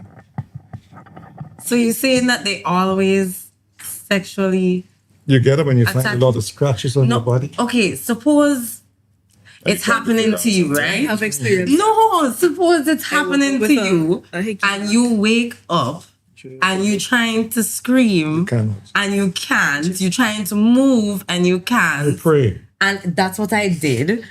And then all of a sudden, I didn't feel nothing, and the thing just lifted off of me, and then I was able to continue sleeping. You ever get up and feel like a butthole in you? Or? No, nothing. I've heard That's never like it doesn't get that far because from the time I like feel like I'm being pushed down or held down. No, they wouldn't finish if you're ready. Oh, you not. But Father said they just leave like marks on you. There was no marks on Do you. you remember the story of the guy in Beaufort? No, none. What was the story of the guy in Beaufort? The guy in Beaufort. I used to pray. And I've heard this from multiple nurses where he delved into certain spirituality, where he would extend his penis into the house and violate the young ladies.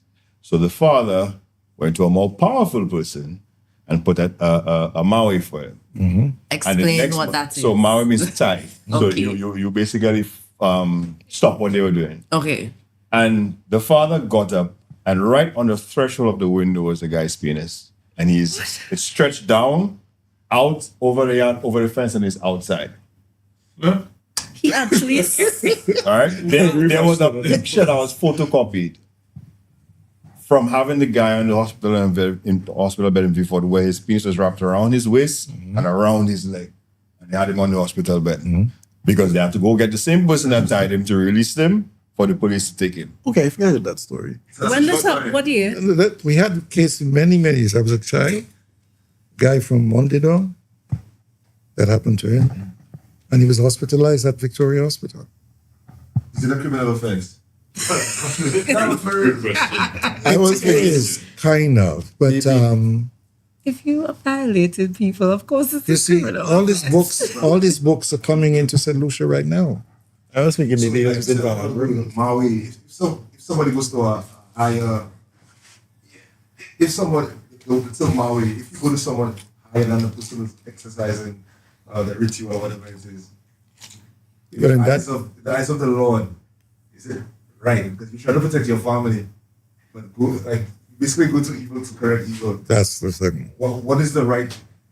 How do you fix that? You bless the house. You have to bless the house.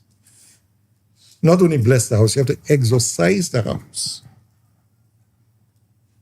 You said, I think on my way into my break, I heard you talk about holy water and salt. Okay. You don't just bless water, you exorcise the water and the salt. So that you can use either one or the other as a lay person to bless and protect your house. Okay? You just don't use ordinary salt. It has to be first exorcised.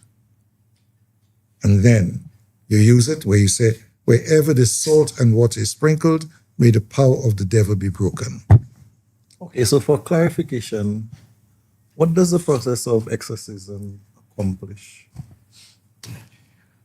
absolute deliverance from the power of the evil one. You have And a return.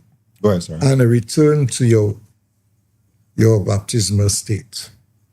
Yeah, sense. Yeah. Now, I always think there's interesting correlations between science, spiritual, and like you alluded to, the ancestral understanding of how the world works. And the first thing that struck me about you was the first time I met you, you seemed more of an intellectual, because I always had this belief like, oh, first experience of Catholics, they go to church. They told me they go to church on Sunday. So I asked the person, what was the sermons about?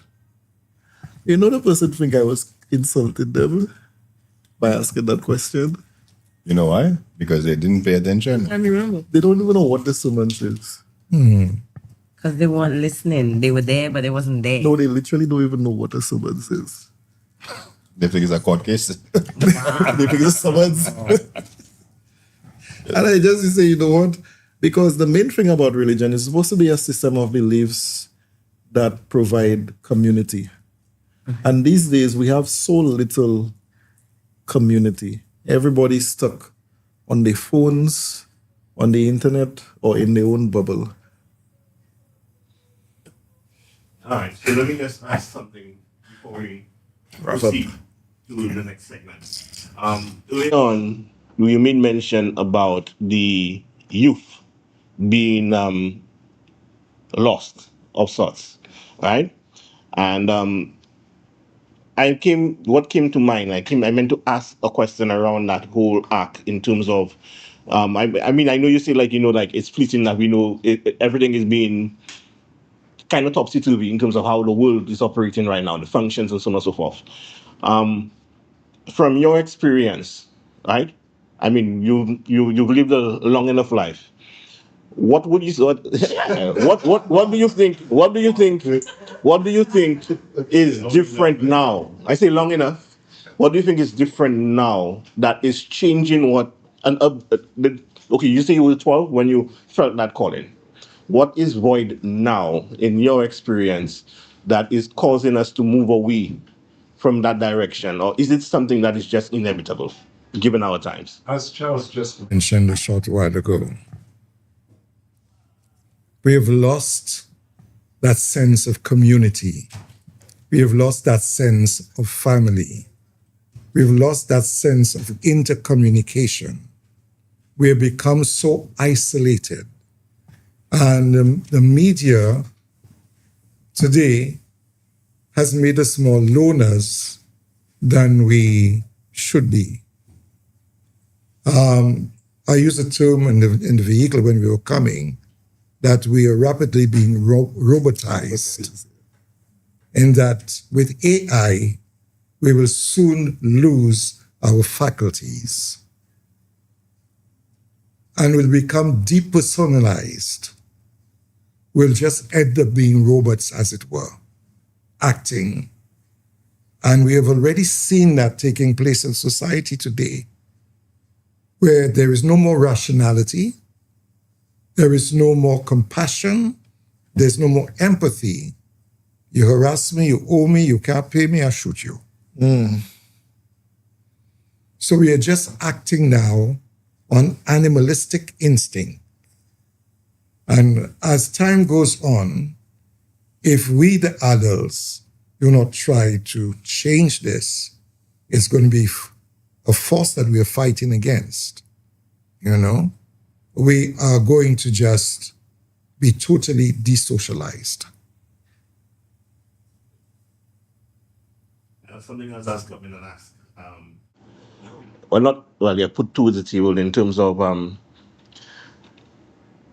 the generation that we have now, or the life that we live now, the social environment that we're in now has so much isms in it, feminism, and those kind of cultures, and we have discussed those elements through pods over the year that we've been in operation, and we never really look at it from and how it ties into what religion and how faith and how those things affect the spiritual realm that we're in.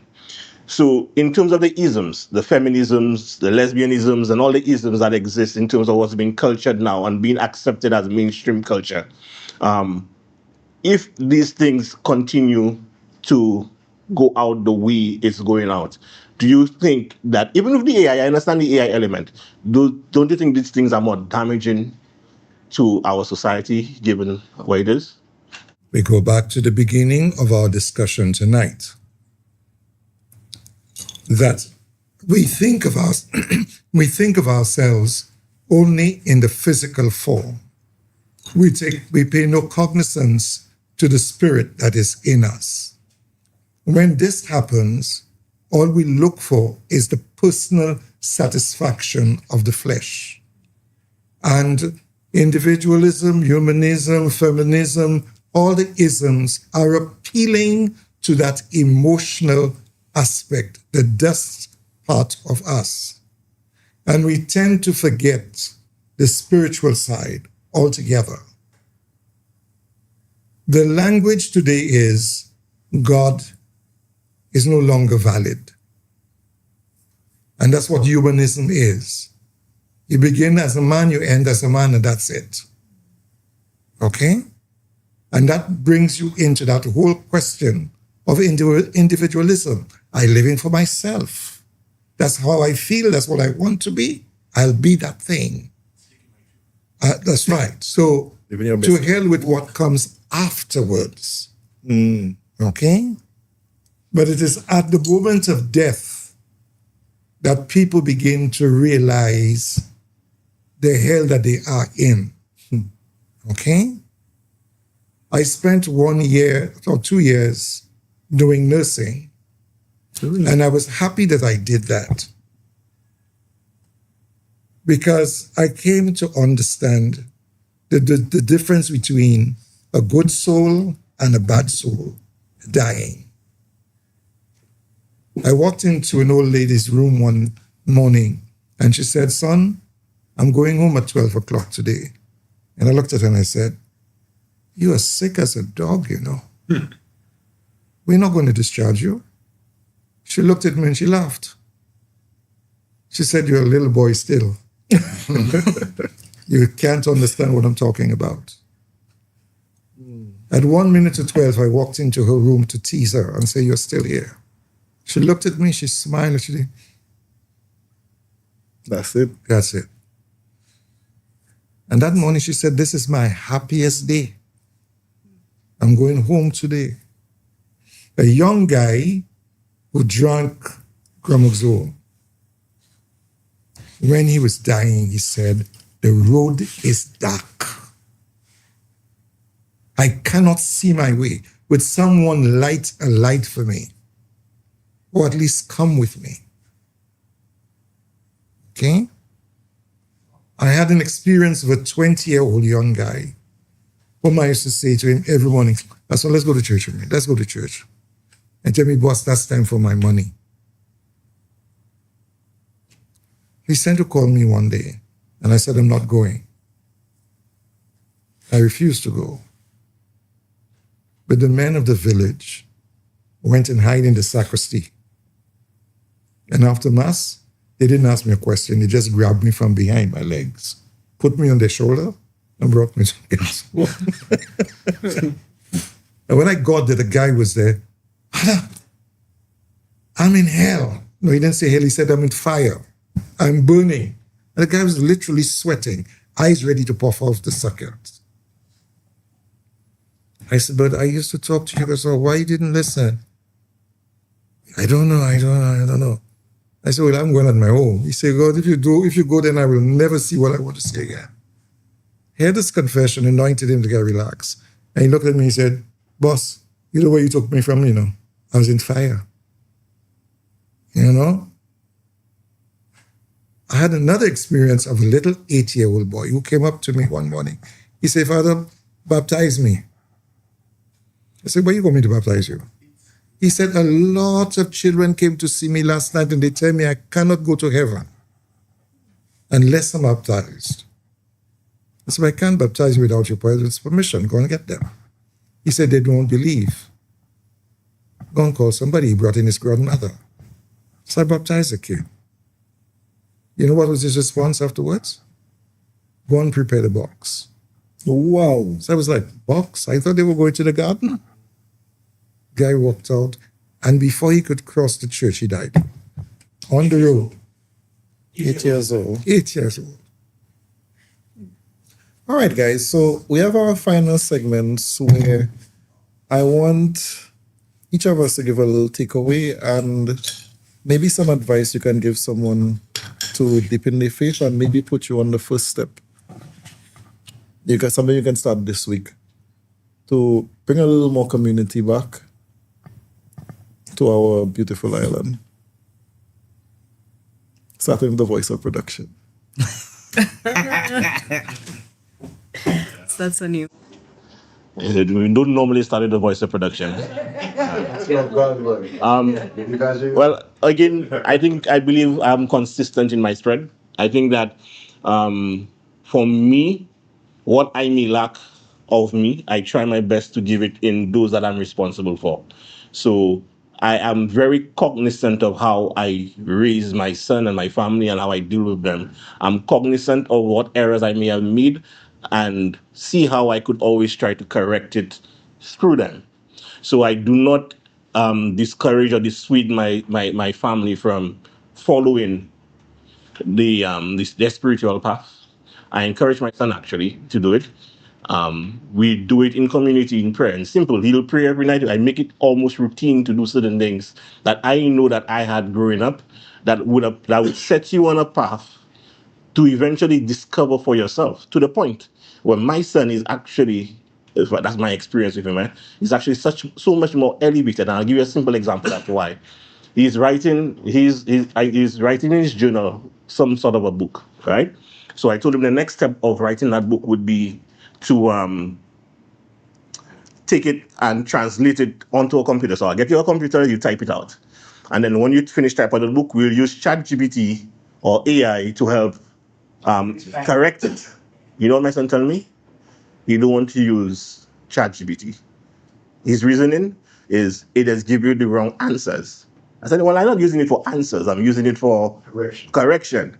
But he said, yeah, you know you could use it for that, but he prefer that, if anything, that have somebody go over it. Now, that in itself is like removed from who he is as a 14-year-old boy. Any typical 14-year-old boy would tell you, okay, well, yeah, we'll use the AI, we'll use Gemini, use things. But it shows that whatever threads that we try to put in him, he's holding on to it. So that's what we have to do. For our kids, the things that we couldn't do for ourselves, see how we could facilitate it through them.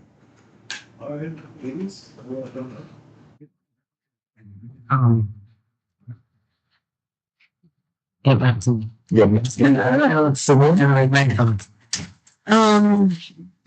I think, especially my late 20s and now 30s, I've still struggled with finding that balance between my religious life and trying to walk the path that I think God wants for me. And I will say to anyone who's feeling the same way, it's not too late to, I guess, be more grounded in your faith, whatever that is, if it's Roman Catholic, if it's Hinduism, if it's another form of Christianity. Once you believe in that higher being and you follow, not rules, but just ways of life that kind of guides your moral, guides who you are as a person, I think that's really important, especially as young people now in society that's very easily swayed and easily influenced. Back to you. Okay, yeah. So I have personally struggled with my religious beliefs in the past. And I would still say that I have some questions in regards to that.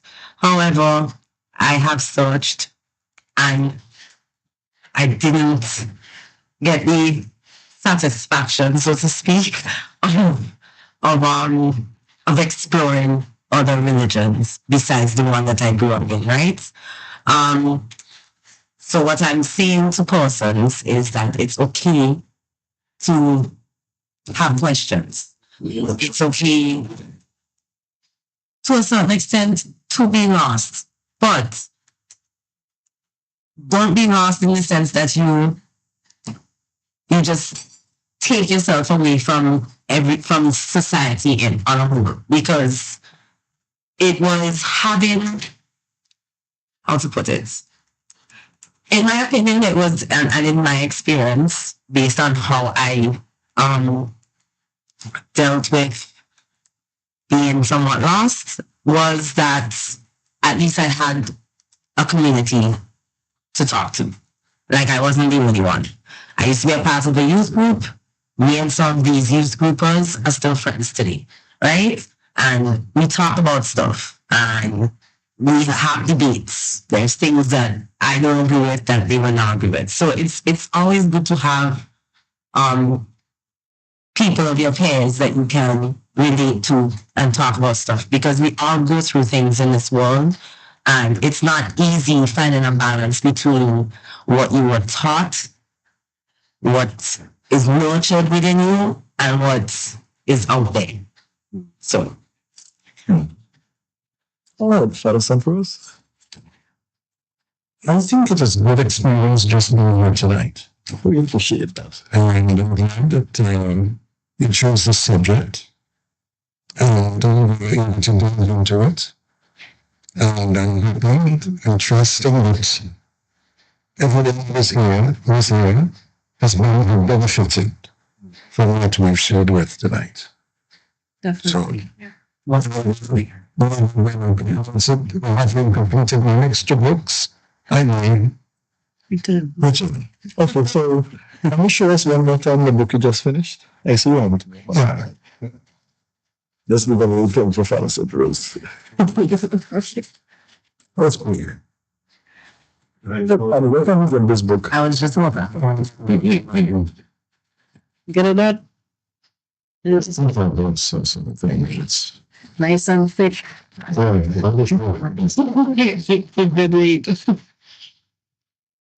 Okay, they are now available in the Conferences and Pastoral Center, Cathedral Presbytery, the Chancery offices, that's in Trinity Valley, Good Shepherd Parish in Babylon, Mennonite Store in Good Street, Seaford, and J&N Bookstore upstairs of Hefford Plaza. Great. That's what we're going to get more. I have myself copies of it. What I would say is, even if you're not a religious or spiritual person, you have to understand that there are certain laws that govern the physical world. And one of the things that I always tell people, I use one of the commandments: do unto others as you'd like them to do unto you. So, if you know you hate lying, or people lying to you, you don't lie. If you know you hate people stealing from you, you don't steal from people. But at the same time, there are people who are non-believers, and I always use the red car theory, where if you were to play a game if you're driving from out of your photo and say, let's see how many red cars you would see. You would see multiple red cars, but you would never be able to tell how many black or blue cars you saw. Mm-hmm. If you focus on understanding what's going on, there's some people who have gone through life have never seen things or had spiritual experiences, it's because you're not focused on that. But it does not mean it doesn't exist or it just not there. Because the brain tends to filter out what we go through. So all I will say is, keep that commandment in mind. Understand the world that we're living in is not what you see. And you might be surprised what you come out at. Give them what you're willing to add to it. Okay? Yep. Sorry, I just want to get their attention. Go ahead when you're ready. All right, the jargon may change through the ages, whether it be science, metaphysical, astrology. Carl don't go like that. But there are whispers. If we sit still enough, we can hear a voice talking to us from within. Like Father St. said, It's in our DNA. You hear that African beat drum. You feel it in your bones. My main takeaway from tonight is religion is faith whispered through the ages from generation to generation. From one person to the next, building on our experiences to give us a better way of living. At times we may stray, but we should always remember, no person is without mistakes, and it's how you get back up is what really determines what kind of character you have. Of course, I hope we can continue this conversation on Grown Folks Only podcast, and that's it for tonight. Thank you.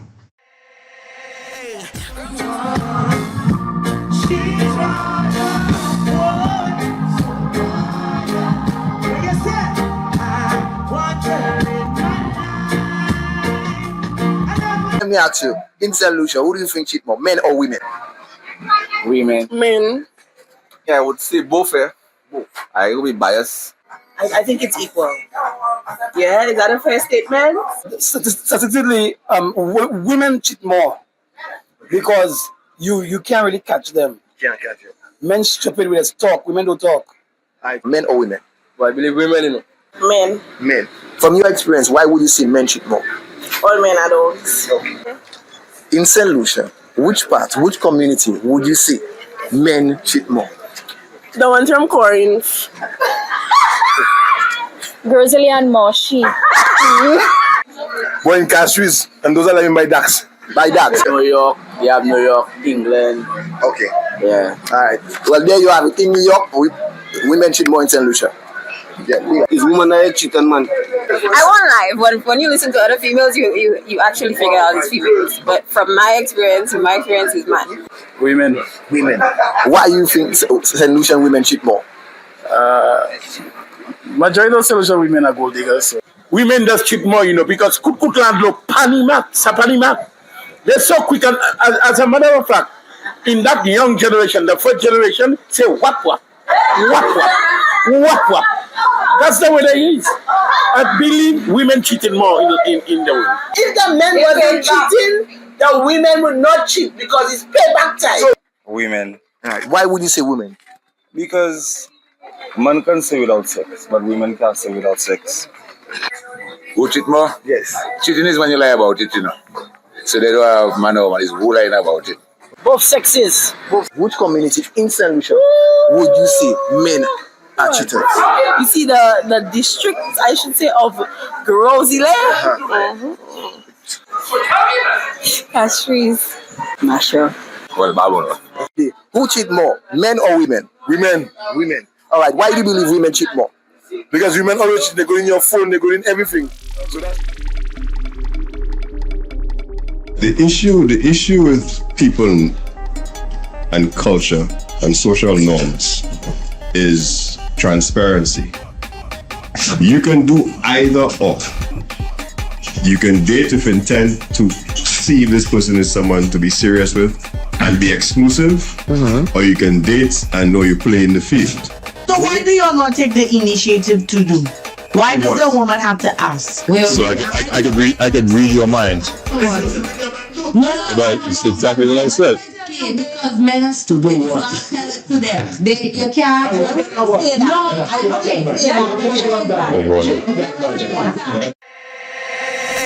Grown Folks Only podcast.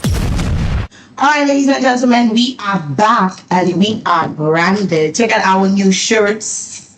Grown Folks Only podcast. No other podcast like us. We coming in hot, so much new things to introduce. I don't even know where to begin. We're starting strong with our Crew Up Thursdays. Are you even on your third drink as yet? Nah, that's you alone. That's you alone. That's me alone? That's you alone. Oh shit, man. Well, you got some catching up to do. We have the one and only Anthony, the mixologist, in with us. Making sure we all prepared, roped, drinking. We know we're not drinking the drinks are drinking us because we have the one and only Anthony. Alright, I wanna clap your hands to our live audience.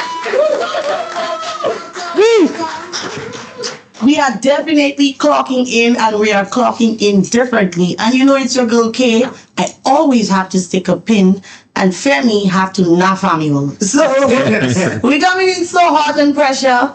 Welcome back to our third season. We are starting in strong with our first episode, and we have some interesting topics for you all tonight, and I'm looking forward to getting feedback not only from the viewers and persons who make comments, but from our live audience. So once again, give it up for our live audience. Welcome. So I don't think we are strangers, the panelists, but please introduce yourselves again. I know they're kind of used to us already, but I think since we branded, we might as well come in better and stronger. Wow. Yeah? So let's go. I take a little offense to that branded. I'm not a slave. My influencer, I don't associate with brands or anything. I'm a simple fella, and I'm also not an influencer. That's right. You're an influencer, that's not an influencer. All right, I get that. Okay, well, I have nothing more to say. I'm myself. That's it. What? Ashton. So what's your name? Ashton, definitely. What's your name? Ashton. What's your slogan? What's your phrase? I ain't got no damn phrase. That's right. You have no damn phrase. That's That is his phrase, in truth. Fems. So I'm Fems, as you guys well know. And I always out here saying nah fam, because people be saying some dumb shit sometimes. We gotta say nah fam. That's right. Carl, stats guy, so you know me already. I like to do the facts straight up, no matter what.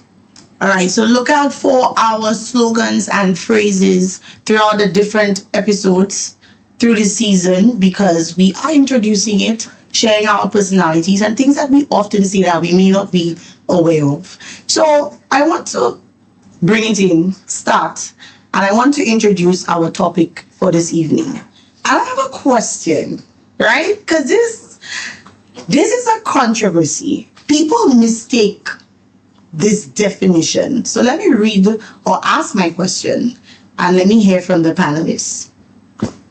Does the term dating mean you're with someone, or does it mean dating with the intentions to? Do I need to repeat the question? Just one more time for, mind's sake. Okay. Does the term dating mean you're with someone, or does it mean dating with the intention to? Anybody? You want the Caribbean definition? Intention to what exactly? Rest of the world definition, because there's two different meanings. Give me both. And I'll give you an example, in the sense that I had a friend, she lives in Canada, and she came to visit me like a week and a half ago, right? And she was like, Caribbean dating is different from North America dating. And the differences are in that in North America, dating is you go on multiple dates and you see multiple people until you pick the right one, and then you be like, do you want to be my girlfriend or boyfriend? And they start actively being in an exclusive relationship, right? Whereas Caribbean dating is either the woman is only seeing that one man, but she talking to other people or entertaining other people, and the man entertaining multiple people but actively seeing one of them, right? And what do you mean seeing? What do you mean, like seeing your genitals? I trying to figure out what you say. So not an influencer, what do you think? What do you think? Yeah, like what do you think? When I say that, what do you think I mean? Sound like you're saying the same thing twice. No. You said you're trying to be smart right now. You said actively seeing multiple people, right? Yeah. And with the intention of locking into one. Right. And the second one you said actively seeing multiple people that have one on the side. That's what you said? Or? No, that's not what I said. I said the women actively seeing one person but talking or entertaining multiple other conversations with other men or persons. So what's entertaining? What do you mean what's entertaining? So just to stick a pin. Yeah, let's take a pin there. So she getting stuck multiple times. What you say? What is entertaining? I think so. I suppose, yeah, I think so. Jason, I worry about you. Okay, I think here, specifically in St. Lucia, when you tell somebody you're dating, it means you with somebody, right? But I don't think that's what dating means. I feel like when you're dating, you could date multiple people because you're getting to know persons. The term dating Right? means getting to know the person. Yeah, but in St. Lucia, once a man and a woman together means they're together. Well, that's why I said Caribbean, So because the in your business anyway. definition is not just Lucia alone. Every single island I ever live in is the same shit, bro. Like the same shit.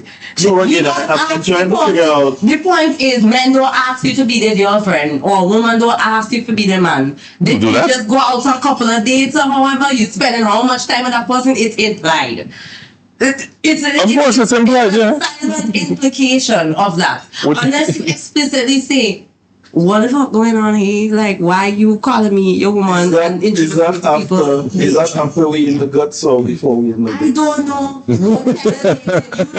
I really can't tell you, doggy. I don't speak my real. Wait, what fish got to tell you? No, that's a serious question. Okay. 90% of the time. I know you were coming and say that. I wasn't coming to say. Okay, but we were good. I was saying that the issue with people and culture and social norms is transparency.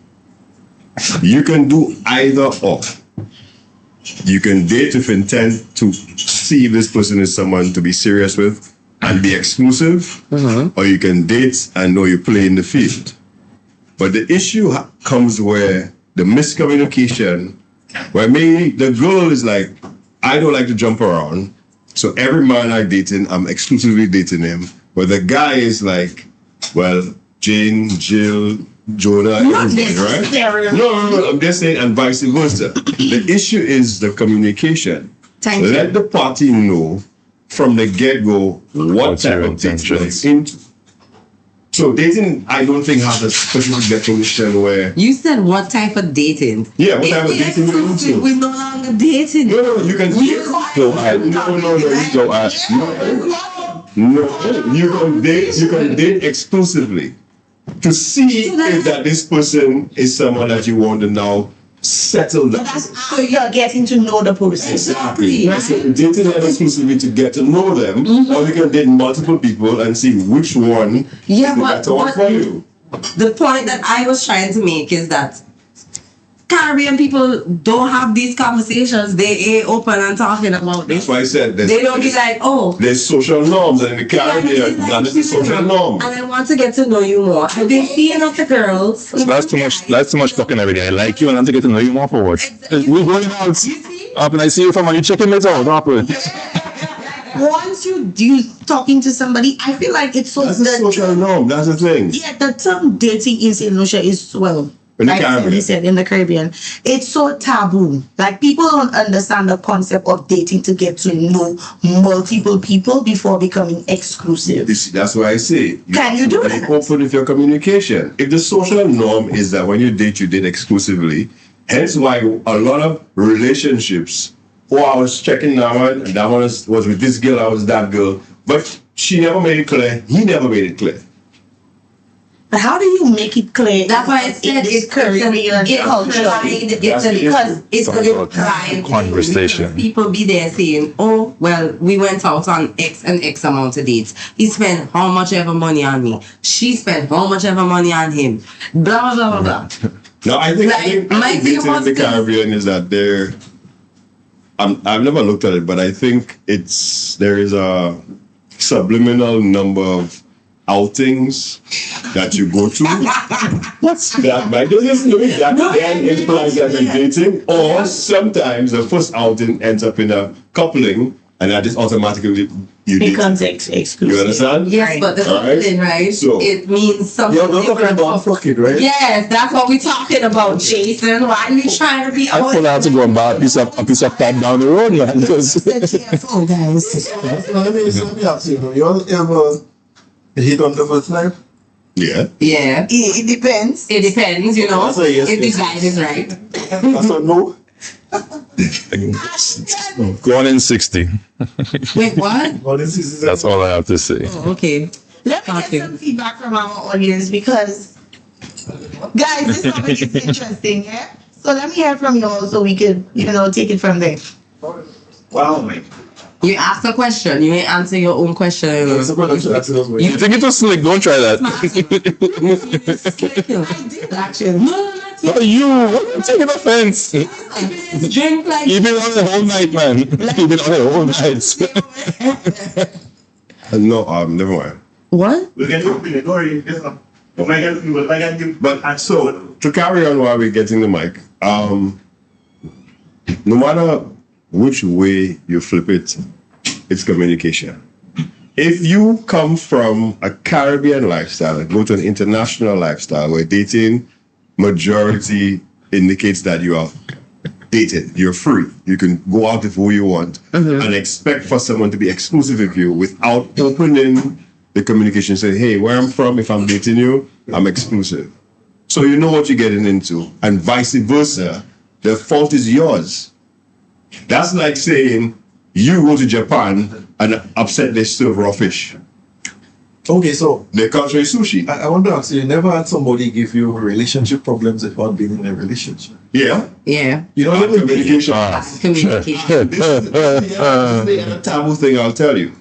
Men and women give relationship sex, which is not good. Relationship sex. Is relationship sex? What is relationship sex? And relationships you ever making that thing touch the back of your throat or making your sick. You understand? Giving, like they say, giving boyfriend and girlfriend dick to the people that you are not. You don't want to commit to. So you get them hooked on it, huh? You can handle it. Casual sex with multiple people if you're dating multiple people? I would say I would say no, you can, because that is your choice. Exactly. But be the other people that you're sleeping with, that is who I am. Not necessarily who you are. Maybe you're dating to see who you want to settle with. Based on sex? That's my opinion. That's kind of weird. That is one. Kind of weird. It sounds like it's growing. No, because to me, but actually you can't ignore that part of when you're trying to get to know somebody. Definitely not. It makes zero sense. Ignore what part? No. The sex part? You can't ignore any parts. He's saying what all parts are open. What? She walked right into the house. Let's give an example. Okay. Jason and I are dating. We go out 1 date, 2 dates. It's maybe it's my intent. Huh? Read that? Oh gosh. It's my intention, to find the one, but I just feeling through people's different energy. And then, we hit off on the first night and then it becomes magical. We end up having sex. And then maybe 2 weeks later, it doesn't work out. And then I start seeing Ashton. Right? Ashton and I are talking again. I'm dating him with the intention, to form a bond, something deeper. And then boom, we sex again. And then 3 weeks later. Oh, Ashton. No, Ashton. No. It don't work out. What? I put you in the benefits package. Where you going? Dating, trying to hit it off, blah, blah, blah, blah, blah. We end up having sex. It all worked out. So then, Kurt and I now, we start dating. Wow. It worked out. It worked out. Does that mean I'm dating casually? Yeah. Or does that mean everybody that I then had intercourse with means that I was dating with I was dating with No, you're dating casually. Exactly. Very casually. Like I said, to me, there's a time frame that you move from dating and being exclusive. So how do we protect especially as women? Your ex. How do we? Yes. That's. I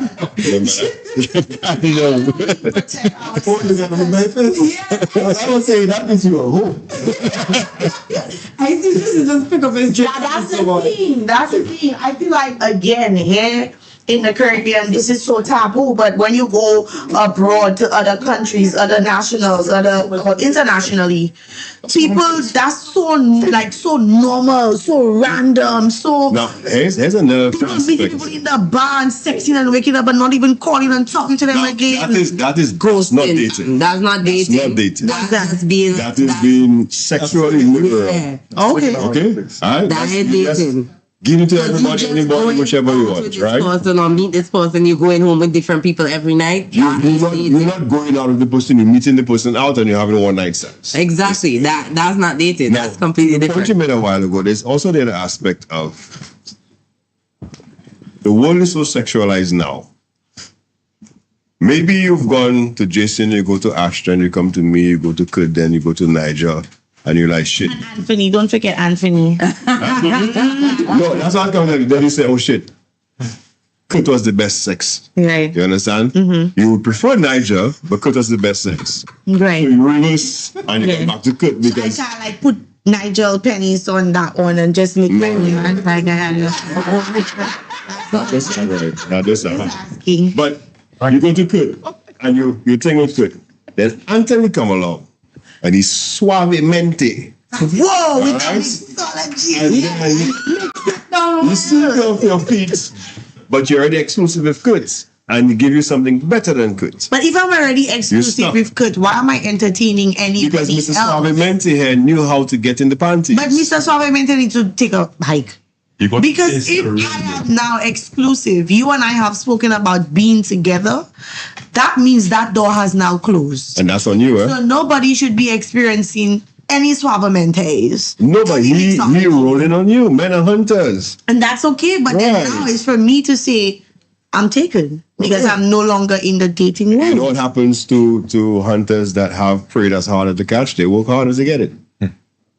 That's not true. Mm-hmm. Yeah, it is. Yeah, that's true. Yeah. A lot of them don't take if it. they want you, and that goes for men and women. If they want you and you're taken, and I find in the Caribbean specifically, men and women who are taken, exclusive or married, are more sought after than people who are free and open. Because it's not just in the Caribbean. This is like worldwide. No, it's simple. Why buy when you can rent? Wait, what? Wait, what? Why buy when you can rent? Simple, yes. What I'm saying is it because the man is taken, or is it because the man is favored? Or he have qualities, a larger demographic? A very good question. Actually, men and women, if you are taken, that means there's something you have that has made you settle down or something. People want what they can't have. So the fact that they take, not that they want settling for somebody else, is that a lot of women prefer you than whatever else they see out there. What about them? Or they I don't know how many women want maybe you. they say this. All the good men I don't are know how many taken. women. I'm just saying. Right? And the people that do approach them, they're not very good. No.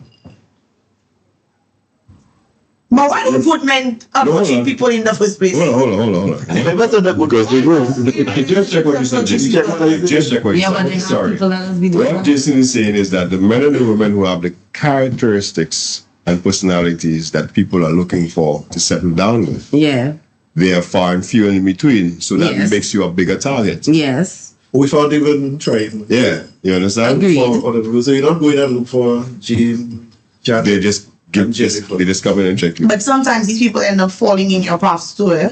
You're not necessarily looking for that target. And then you end up meeting people along the way Tell us. that type of attraction to them. Yeah. Okay? And then you're like, what everybody's seeing you.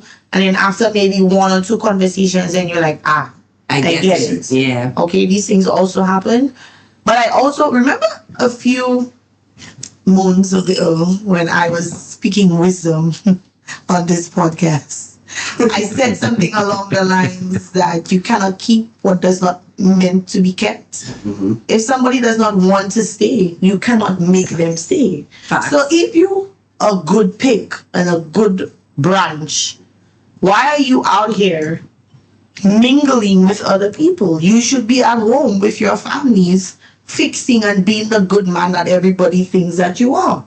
Well, in order to advance in society, you need to be a little flirtatious sometimes. When you go to the grocery stores, when you go... So your pennies must be flirtatious. Once you're doing that for the both of us, kudos. If not, and it's only to benefit you, frig you, and that. I would agree with that. Because I will quicker pimp out my money to get something for the both of us. If it means that you have to bat your eyes a little bit extra just for us to get a discount somewhere or free something. Now, ladies do it all the time when they smile at fellas and they get their way or they send a buy something. Or sometimes they can have the resting bitch face on and they still get a discount or they still get somebody to talk to them, because there are times when I have my resting bitch face on and people still approach me. So it don't matter what face the person have on. You know, when people looking at your face, you have to define which face they're looking at. No, yeah, you have to think about it properly. Right? It doesn't matter. It doesn't matter. Sometimes what you think people looking at is not what they actually looking at. We have a question. Business. So let me hear from, we have a question. Yeah, sure. As you were saying earlier, if you're a good man, you're supposed to stay home with your family, right? Mm-hmm. But let me put it to you. Tell me. All women. You want to say to me? All women, if it's not all women, wants a good man. So what are you saying? You said that if you're a good man or whatever, you're supposed to leave your home with your family. That's what you said. Good men are already taken. What you mean taken? Married, committed. Oh, but understand? Was it a marriage thing or just an open? You said dating earlier on. No, exclusive. Exclusive now. So man, we together, we in house. We're not out there. Just me and the person. That's what. Well, that's entertaining other people. Or what are you trying to capture other people? Then are you hunting still when you already been hunted? It's in the nature of a man. That's why I always say. Tell me about it. Have to do it, man. But let's tell you, let's take it. Just take it out. No, shit us up in there. Can't finish. Carl is like for jump on us woman too now. But that's naturally. I'm behind to jump on women.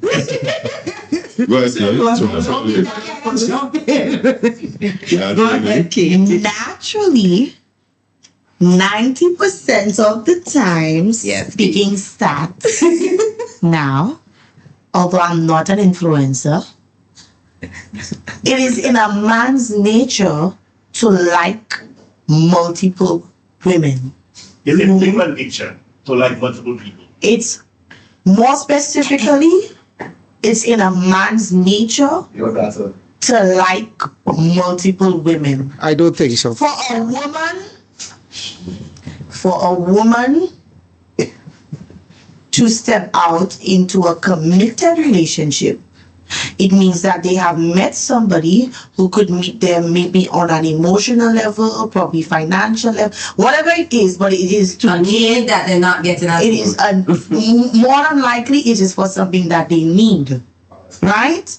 Most times men, they don't need anything. They're quite fine at home, but because they see Jennifer walking alongside the road, they want a piece of Jennifer.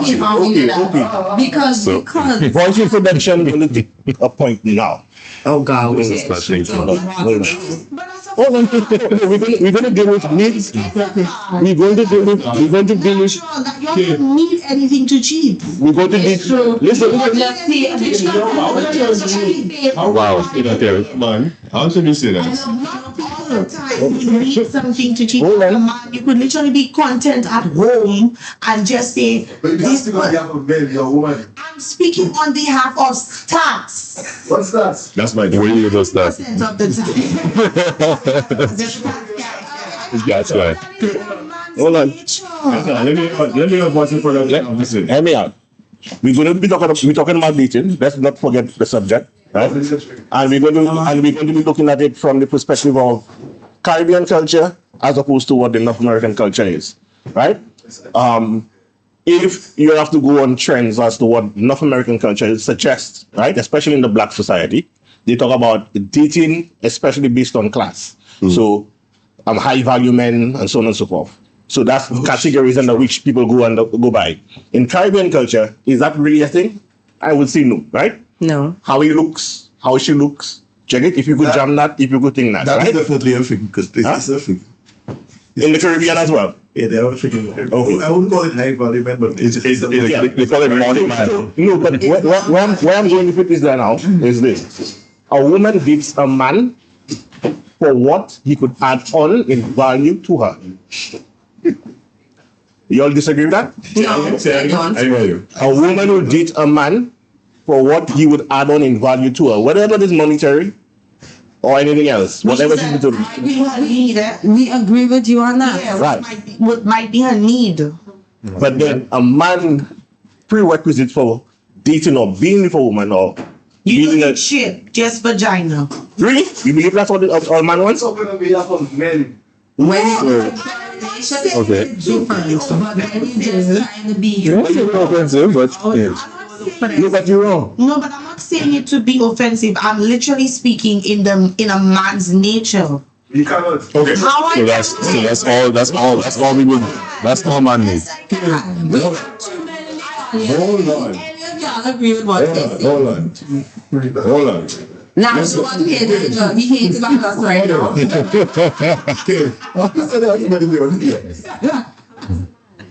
No, he wants one of the guys to So I agree with production. I think one of the questions that came up just in my mind, just based on the discussion so far, is like, Femi was advising that there's definitely a major culture difference when it comes to the Caribbean and places like Canada. So Canada, they will just go out, have a good time. Most we might do is probably pay a meal and stuff like that, and everybody has a good time. Or they split the bill. But in the Caribbean, it's like the men have so much more responsibilities. You're dating for like maybe a week or so, and then next thing you know, taking over household things, you have bills to pay, you have things to No, but they have some women that is a prerequisite to dating them. that's the women that don't like you. No. That's the women that don't like Well, maybe that's not the dating in our age group category, but below us, that's how the frick it is on the streets, bro. The girls and them have prerequisites to dating. There's a thing we have to also look at. Besides the social norms and everything, we have to understand the carnal nature of human beings. Man is designed by nature to impregnate multiple women for the survival of the species. Why does that get accepted? No, listen. That's for the survival of the species is what it's saying. So a woman is designed to look for a mate that can protect her and provide good genes. Hence why most men are attracted. Most men are attracted to women with hips, simply because it's biological that hips equal birth canal, easier births, and it's a scientific fact, right? Now, with everything on this side here, the criteria for dating has changed so much in the last 70 years. Whereas if you wanted a young lady, you had to court her. Women never look for men.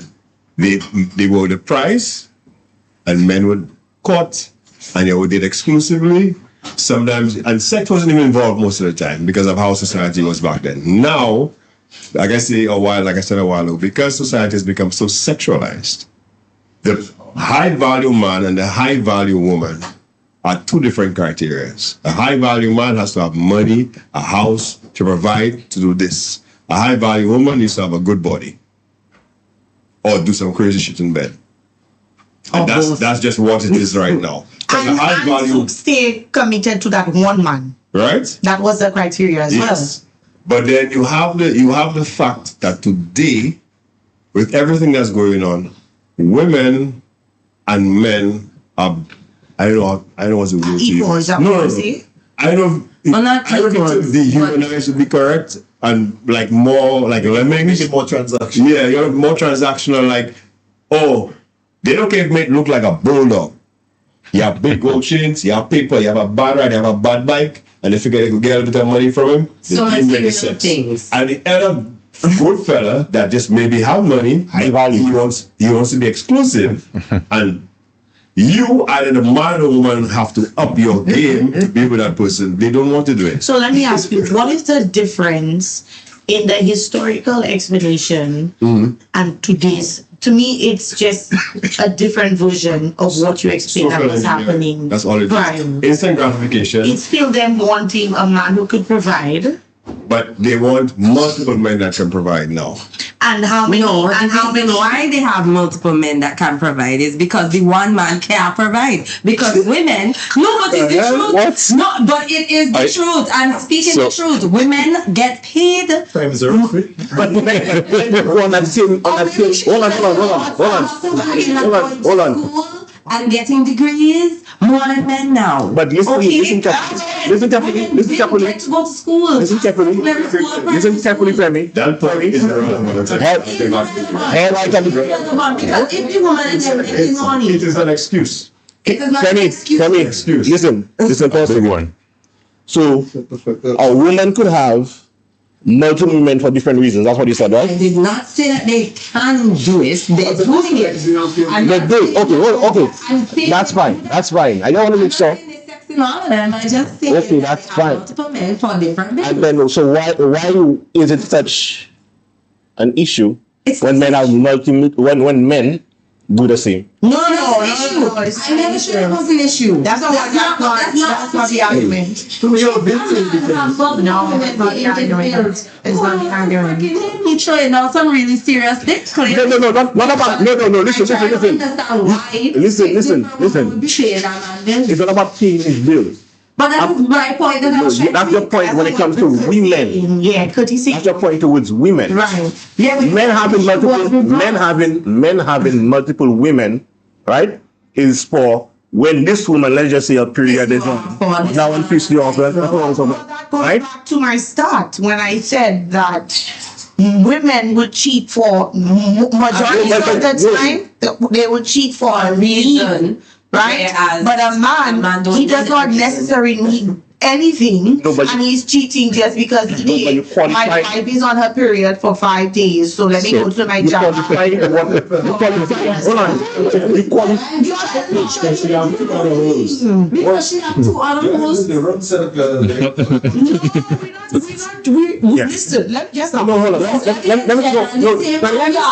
Just 1 second. Finish.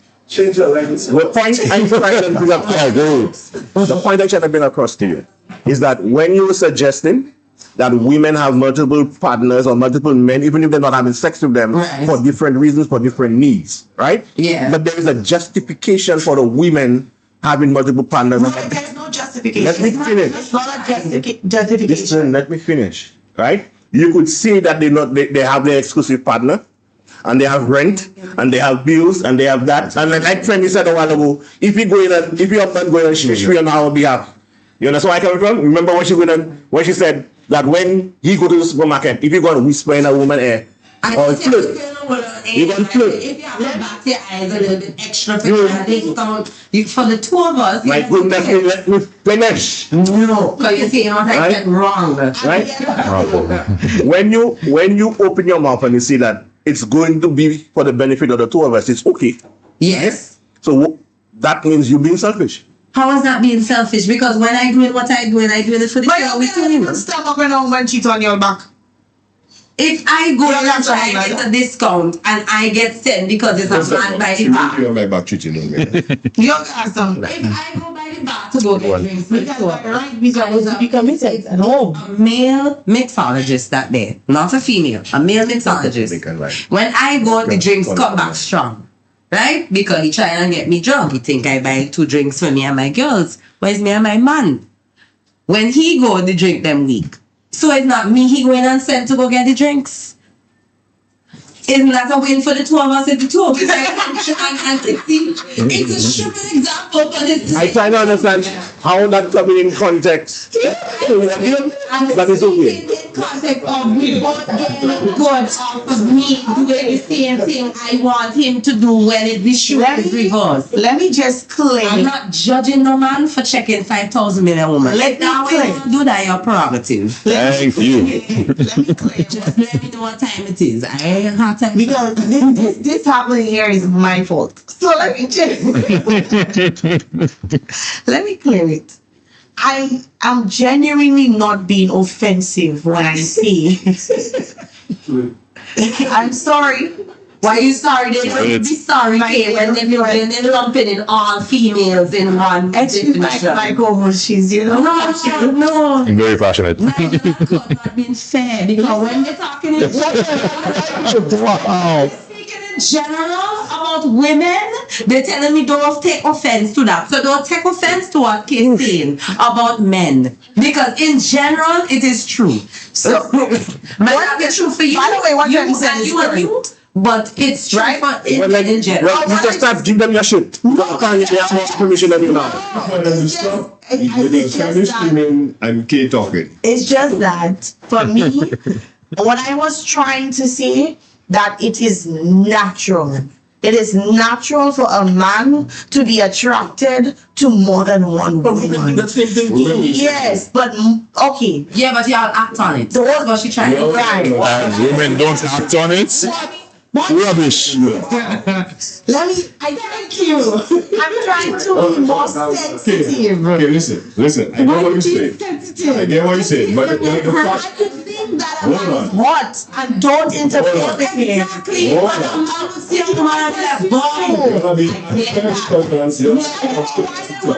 because it is in their nature. Allow them to defend themselves. Like the chase. Yes. And women like to be chased. We not disputing that. Now, here's the fact. Here's the aspect about it. The only difference between men and women is men are tactical. Women are tactical. Women cheat as much or more than men. The difference is if y'all then decide I'm going to give you a piece, y'all can wait in 3 weeks to get it. Whereas a man in the club and is like, boy, tonight I go figure out the line when I get home. You don't go meet them and you're shitty. That's what I said. You're a tactical. You can't follow your partner. You're great at apartments. Yeah, you said men. You said men are tactical. That's why we laughed. I meant women, sorry. Simply because a man, now this is majority, we're not talking about every, because there's some people that are... Oh, now you want to be majority of the time. A woman will go out, she'll see a guy, she know, boy, I should be going home in an hour, and she realize if I do this now, the lie and the whole cover up not going to be believable. She'll slide me the number, talk to me, make a date, say, baby, I go out with the girls 2 weeks from now, whatever, go out, have 3-4 hours in the month, enjoy, come home, and you'll never know. A man will be out in the club, he have 2 shots in his head, and he'll be like, boy, I gain that thing now, I go figure it out. And then come home and say, they have an accident, my partner's drunk, some nonsense, and he'll catch himself in the lie. So the fact that you say men go out and cheat and do this and that, women cheat as much or even more than men just get caught way more or don't care as much as women. I don't agree. I really hate that saying that women cheat more than men and men cheat more than women. I don't agree. I thought you were talking about dating. Yeah, but yeah. coming into it.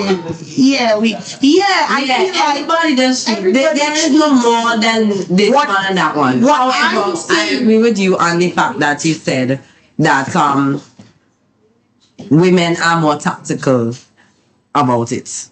Y'all will have to try and figure up some lie because when you get, and that's it. One of the Whereas women women cheat. But You yeah, answer, I don't love you. Can I just add something? Mm-hmm. I do not want to defend all of us men. Mm-hmm. When women say that all men cheat, mm-hmm. I will not argue it, mm-hmm. and I will just say yes. You know why? Mm-hmm. If I agree that all men cheat, can I ask you a question? Sure. When men cheat, when men cheat, with who they cheat? with women. No, I don't expect that. I don't expect you to say that. You know why? Because women cheat with dogs. Sorry. No. You know why? You're so correct. I just cannot believe that the answer is a female. Because if all men cheat, okay, for instance, somebody walked in and said, I have to go and screw a thing later, whatever. If she doesn't want, you won't do anything. It's a fact. So why women say all men cheat? If the woman don't give in, there's no cheat. There's no sex. I don't agree with that. Okay. Cheat more. Okay. I think human. Exactly. On a board. I think maybe in a relationship at the time, one may refrain from it longer than the other. But I do believe it's happening right now, especially equally on both parties. You know why I don't call it cheat? I don't call it cheat. What do you call it? Okay. Women have different ways of doing things.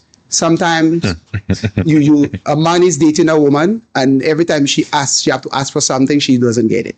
Okay? She will always try to keep something away from him to teach him a lesson, right?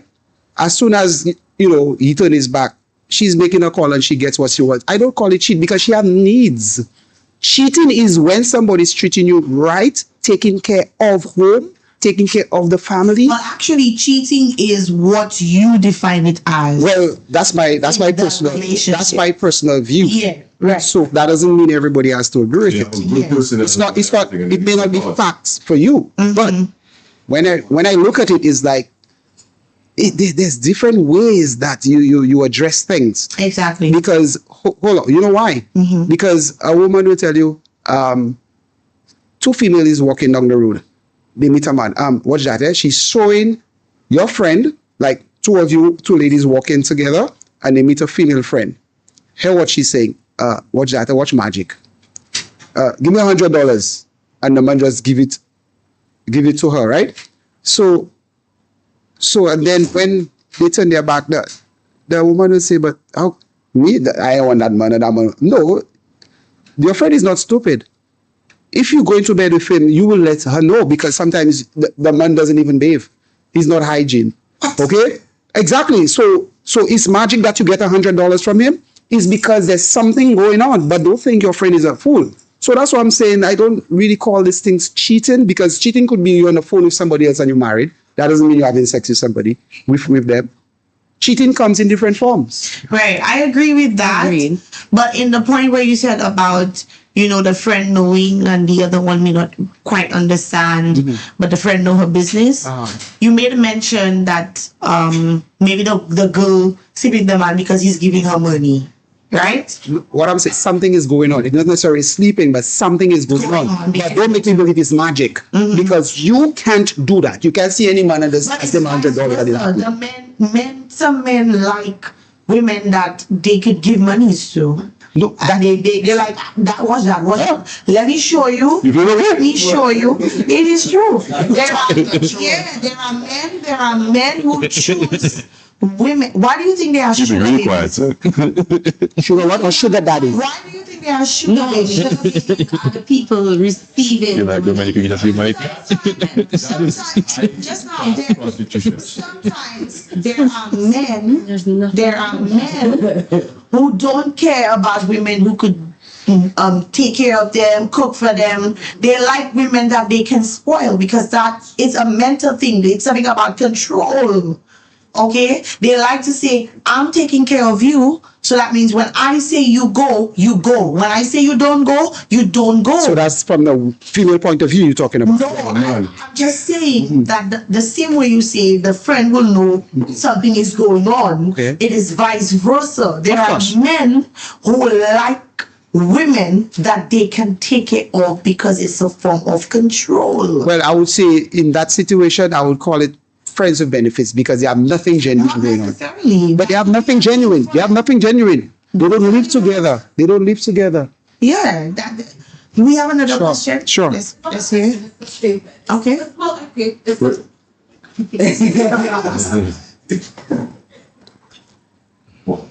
Okay, I'm hearing a lot of stuff here, and it's just ticking in my yeah. Okay, just to touch on what you just said, it's a question for the males in here. Don't you feel good when you can take your woman out and she said, "Babe, can I get this?" And Yeah, baby, you can have that. Doesn't that make you feel good as a man? People, say yes or no. Don't you? No, there's a criteria to that. What's the criteria? There is a criteria. There is a criteria to that. Yes. It's amazing if I can bring my woman out and anything she wants, she gets. As long as she also reciprocates my needs. That's correct. If you are put money in my pocket every time you go out to give me money, when I go out, she worry about you, quarreling with me, or things like that. If a woman or man treats each other correct, everybody is happy. So the question is yes, if she reciprocates. Okay. So why I was shocked when I said that there are men who like women that eat their money? Why would you like anybody? That's weak ass niggas. They just being extra. That's weak. That's some weak ass niggas. Know that these people exist. And I already say it's not just about money. They have people that black holes that you shouldn't be dealing with. They eat your time, your attention, your money, and you get nothing. Like Carol was saying, you have no reciprocation. And if I notice every time you're calling me, you want something. Lunch you want, or you just want to go somewhere. What's for lunch? I feel good for somebody doing that. But that's what you like. You like to know that you treat me today. No. You sound rich on me. They will hit you up for money and stuff like that. But in a minute you start making it sexually transactive because you realize where they are. Well, that doesn't understand. Well, she didn't understand. But you cannot tell them, or you can have a fucking bank. She understand the assignment. You should tell her you're not some women. In my money, you have to pass something too. Some women they will it's called transaction. Transaction. Exactly. Yes, modern day prostitution. That's true. So the thing is, not accepting things from all men. If they ask you for something, you should. So why do you not take the initiative to do? Why does the woman have to ask? So I could read your mind. Right, it's exactly what I said. Because men are stupid. You can't tell it to them. You can't. No, I take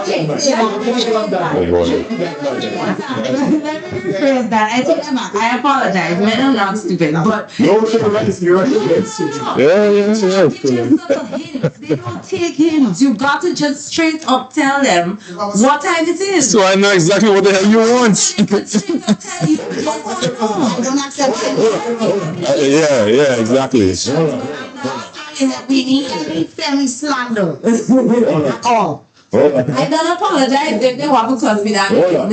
To your point, the issue with that is, and we're going on a slightly different tangent, going back to dating, but the issue with that is men and women have differently designed brains. Exactly. Men are problem solvers, women are warriors. And now I don't mean the one that fighting. No, we worry about things. Now, you're going emotion. You're going... Men go on logic. Right. We're going logic. You're going character, right? You're going facial expressions. Now, remember the fact that because women are more emotional, you all can read deeper into expression. Emotional, but I cannot say that you're like more vagina. Girl, now I tell you, no apologize for half the thing. How can you speak for a woman? You're mistaken the meaning. Although what you say is factual, you're emotionally wired. That's what I mean. But why are you all taking offense when I say that it is natural for you all to like multiple people for no reason? But I told you the reason. But we established you applies to both. We have a question. No question. We have a statement. It's a statement. What you just said about women being emotional and men, you're emotionally wired too. No, we're not. How many women kill themselves when they get a go well? How many men kill themselves when they get to go well? Let me finish my point, please. I want to correct you. We are not emotionally wired and you're not. We express different emotions in different ways. Y'all are just as emotional as women. Y'all are. You want me to answer? No, let me finish first. Let me finish first, okay? A woman's expression of emotion might be to cry, to maybe rant and rave, to scream, some women.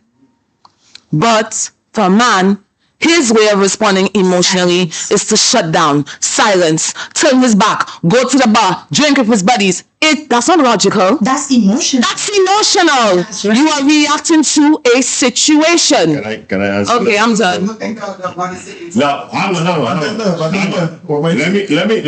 me rebut what you say. I will give you 2 or 3 points. Women. You know why women have better memory? Like psychologists will tell you, I've said it many times, if you merge a situation with an emotion, you remember it forever. That's why every fall or scar we have, even from a kid, we remember it. All right? Socially, men who have been engineered not to be emotional. Even back in the day, we were designed to be hunter-gatherers. Men have narrower vision. We see more colors. Now it's different. And women are caretakers. You're wired to read body language and scenarios better than us. So when men shut down, the issue is men have been socially engineered to be hungry, horny, happy. And that's it. And any other emotion besides that is portrayed as anger. Now, the logical part of a man shutting down, turning his back, or walking off is because whatever he's feeling, he doesn't know.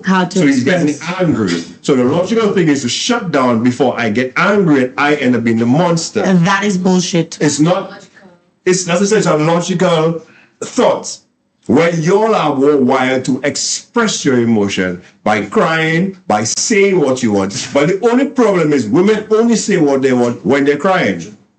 What? That's not true. Yes. You just said a while ago that most of the time men don't read between the lines. And you want y'all to just say what you want. But and you don't want us to read. On that point, but I'm disagreeing with you now. So, hold on, I'm not finished. So, when I say women are emotionally wired, it has a biological, social engineering aspect to it, and just how things have operated. Whereas men are more logical. A man will look at a problem. So, I saw something recently, and a psychologist was saying that a woman sometimes just wants to come and talk to her man just to vent. Yeah. But when a man has his woman come to him and talk, as his partner, his goal is to protect her, provide for us, help her. The first thing that goes to his mind, I'm going to listen to what she says to see how I can give her a response to solve the issue. And you see the disconnect right there? So a woman she just wants to hear. She just wants to listen to her. But whereas a man is like communicate as well, huh? What? Hold on. Men are not communicating. That's a different thing altogether. You went on that. Let me just intercept for a second. So we're going to use scenario. Okay. All right. We have an argument. We have a situation. You have set about something, right? It could be something that I did. It could be something that somebody else did. But then the way it comes out, right? It pours out through how you emote it to me. So now you give me a cold shoulder. You give me a thing. I'm unaware of what the situation is, right? So when I come to you and I say, babe, you okay? Yeah. You give me that. Okay. I see you're not okay. I'm asking if you're okay. Your response is telling me, I'm fine. I'm fine. Hold on. Why did y'all do that?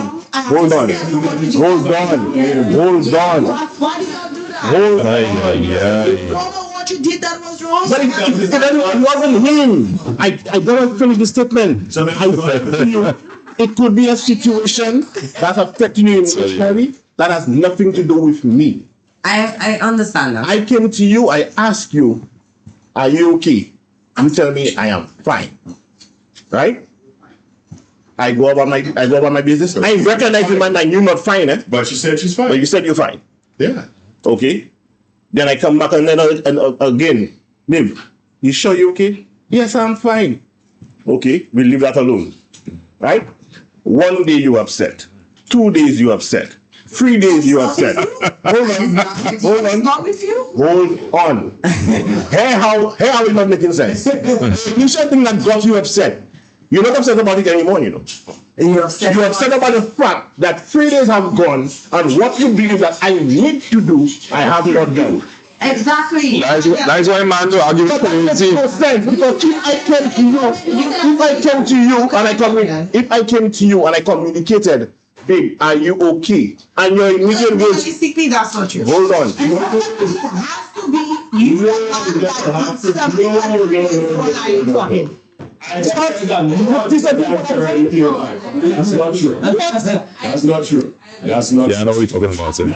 The one aspect we also have to remember is that communication has a fact of if you don't express it properly, it's not what you say, it's how you say it. If you don't express it properly, the emotional state the receiver is in is how they're going to perceive what you're saying. Yeah. So for me, logic would be asking you if you're okay. You opening up the room to communicate, right? You open up the door to communicate, and then we take it from there. But because I could see your spirits are down, I am supposed to know telepathically what exactly the issue is and solve it. No, they like to take us like that. No, they like to take us like that. It's true. I agree with you. But they also don't take accountability when they do something wrong. I don't know. I agree with you. Women make that mistake all the time. We think that men's supposed to know exactly what they did, but guess what? They're not that inclined. I won't say intelligent. No, yeah, in most cases. However, let's be real.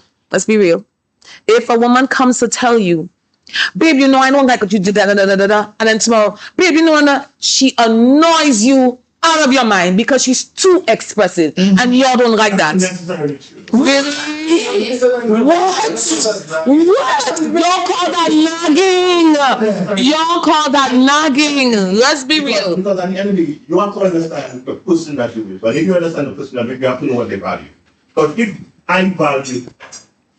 if I value my peace, there's no way when you come to me with a problem that I will perceive you as nagging. Because I know by me going on that route, brother man, I going down the rabbit hole, I don't want to go down. You understand? You know the issue. Sometimes a woman comes to a man and say, babe, I do not like what you did. What did I do, babe? ABC. Sorry, babe, I'm really sorry. I'm not doing it. But in her mind, she's expecting a fight. You know, but the fact that he apologized, so the energy she has built up already, she can't release it. No, yes, you can't release it. Because if you got a grounded man, that will come to him and say, babe, hold on. If you get a grounded man, that will come and you say, I think you embarrassed me, said, babe, when you I said, oh, babe, I'm really sorry, whatever, I'm sorry, all right? That's it. You're supposed to let it go, but there are women that can't let it go. Let me not say all women. I'm saying there are women that you see the women that will come back. Give you a shot. Look for something else because they still angry about it, but they can't be angry because you say you're sorry. So you leave your shoe there. You leave your shoe there. You leave your dish in the sleep. Hold on. Let me give you a story. Let me give you a short story. No. They have men that do that. No, man. It's more. 90% of the time is women. Hold on. Let me give you a short story. Go ahead. Short story. So I was talking to a friend of mine today, and she was telling me that on occasion she just tests a man. I say, huh? But you just test us too. Test the man. I said, like, test him what? Like, you're writing exams, everything. How long you have to be in a relationship for you to finish that test? She said, you just test him all the time. So she said on April 1st, right? She just shoot him a message. What you have to tell me? And he's like, huh? What I have to tell you? Like, he confused. So he's now searching his memory to figure out what is it that I did that I did not tell you. What in the books of things that Right? you did? So now now she's telling me when he searched his memory, he remember that he met an ex of his by a gas station somewhere, right? And said I had told her hello, and he's thinking that somebody communicated to her. That's what it is, so that's what he tell her, right? But the point is, you going about searching for a problem, right? When there is none. When there is absolutely nothing. Woman thing. That is a person. I don't know who's test. I wish you what I just People make people. No, I would get a problem, man, for sure. Give an example. But in what way could a man test a woman? What? I'm speaking. Yes, Steve. Give me example. Give me example. No Example ready. I don't have one ready. I just know that men test women too. Okay. You know Okay, let me think of a way a man would test, or how have I been tested? That's one man. But hey, y'all are generalizing women here. Y'all are generalizing, and I don't like the generalizations because at the end of the day, this is not a man or woman thing. It's a person. It's a person thing. It's who the person is. Not all women nag. Not all men cheat. However, the majority of men cheat. That's what you say? No, I'm not even going to say that. No, I am going to say that it's men can just spread legs and fuck any pussy. Because it's in their nature. But not just that, they don't have to hold. Men can separate their emotion and fuck. I'm not saying women cannot do that too, but it has been something that has been socialized into a woman because she's tired of being cheated on. Women now have the mentality, if a man has been doing that for years, why can't I do it too? Enough of this crap. I want to get me some too. If you can have a woman, when I have my period, you can't wait 5 days and you can go and get pussy wherever you want it. Hey, if I don't want to deal with your lame, not totally erect dick, then I can go and get a stud who is in his prime to break my back. Okay. Another thing, but France recently banned paternity testing. You know why? My junior with folding. Because drink. they realize that if paternity tests, and I've said it already, if they want to do paternity tests on every single person in this planet, the whole world will explode. Because there are a lot of votings, like we call it, or different things out there, right? Now, the aspect that you said a while ago, man can just spread legs and have sex. Yes, it's an ego thing. Especially me. It's a conquering thing. There are men that literally be in love with their woman, but there's one or two things that they're missing, which is like the 80-20% rule. Yes. So they will stick with the 20%, and you go out and just get in a little helicopter you want to get and come back. And it's fine. You know there's no connection there. Most women cheat on an emotional level. It has to have some attraction. Because in a man's mind, he's thinking, yes, that's a pussy, that's a pussy, that's a pussy, that's a pussy. What you started with. Not that's Jill, Janie, whatever it is. Whereas when because you're not designed to look for men who can provide a particular body structure or masculinity, the first attraction to you is physical. You look and you're like, oh, he's attractive. Now he has to add points. Unless you just, a woman that is, but most of them have to have points. May talks good, Mr. Blue. He has a good job, his stature look alright, his breath smell good, his own, make him get that. Alright, and then you cheat on an emotional level. And back to the point you said a while ago, why do most men kill themselves? It has a different aspect to it. It's a bit personal to me, but the part of it is that we understand why you cheated. So the ego comes into play like, why be with me and you know you don't want to be with me? Whereas most of the time a man is with a woman, and we're talking about generalized relationships, not the idiots and stuff out there. He's with the woman because he wants to be with her. And those of them that cheat outside or step outside, it's not something they're missing, and that, or most of the time it's sexual. Because there are women that say they're not sucking his dick.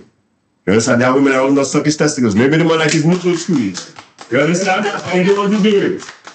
Alright? And you just go and do what you have to do. Now, here's a question I have for everybody. Because who is the worst of a cheater? That's men or women. Who's the worst of a cheater? Someone who has one person outside for 3 years, or someone who has had 16 partners outside for 5 years.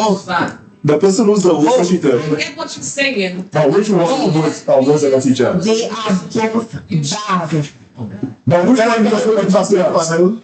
is the worst of a cheater? The one had one side chick, or the one had multiple side chicks? I don't think there's anyone is better or worse. I think it's just cheating. I think the worst cheater is the one that cheats the side. Yeah, but think about the amount of lies every time you have to go and take a different pussy. That's the worst. The what, sorry? So I know No, he's saying that you're a woman and you're in a relationship and you're cheating on your partner for 3 years. You have to lie so much compared to a man who has 16 partners over the same 3 years. And for me, it's just the same. It's just cheating. It's the same betrayal. When you get to know, it's going to hurt you. When I get to know, it's going to hurt me. So I don't think it's better or worse. One side chick for 3 years, or he's had 16 for 5 years, it's going to hurt you the same?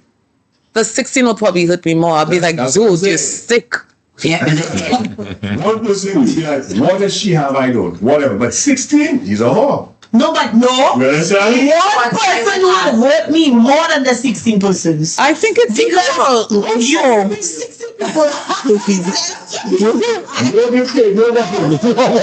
one kiss for you. I want to say, hear me out. Listen, right?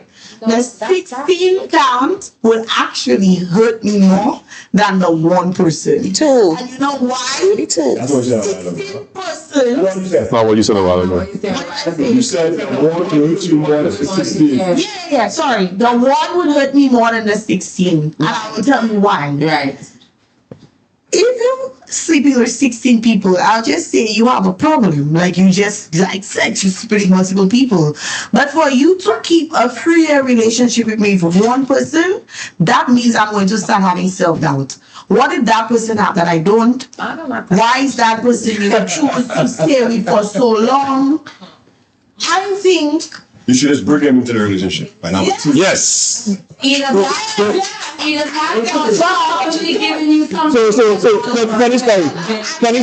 story.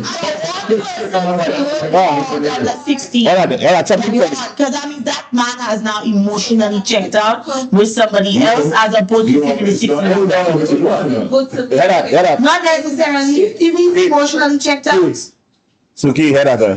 Let me just put that in there a little bit. So I'm watching a Netflix series, Berlin, the new one, the new season, right? Oh yeah. And in that season, right, they have this couple, right? That one was a virgin and she got married to a fella that was a whore. Right. When the fella settled down, he started focusing on her and she started feeling like, okay, well, that's not who she wanted to marry. She wanted to marry the whore.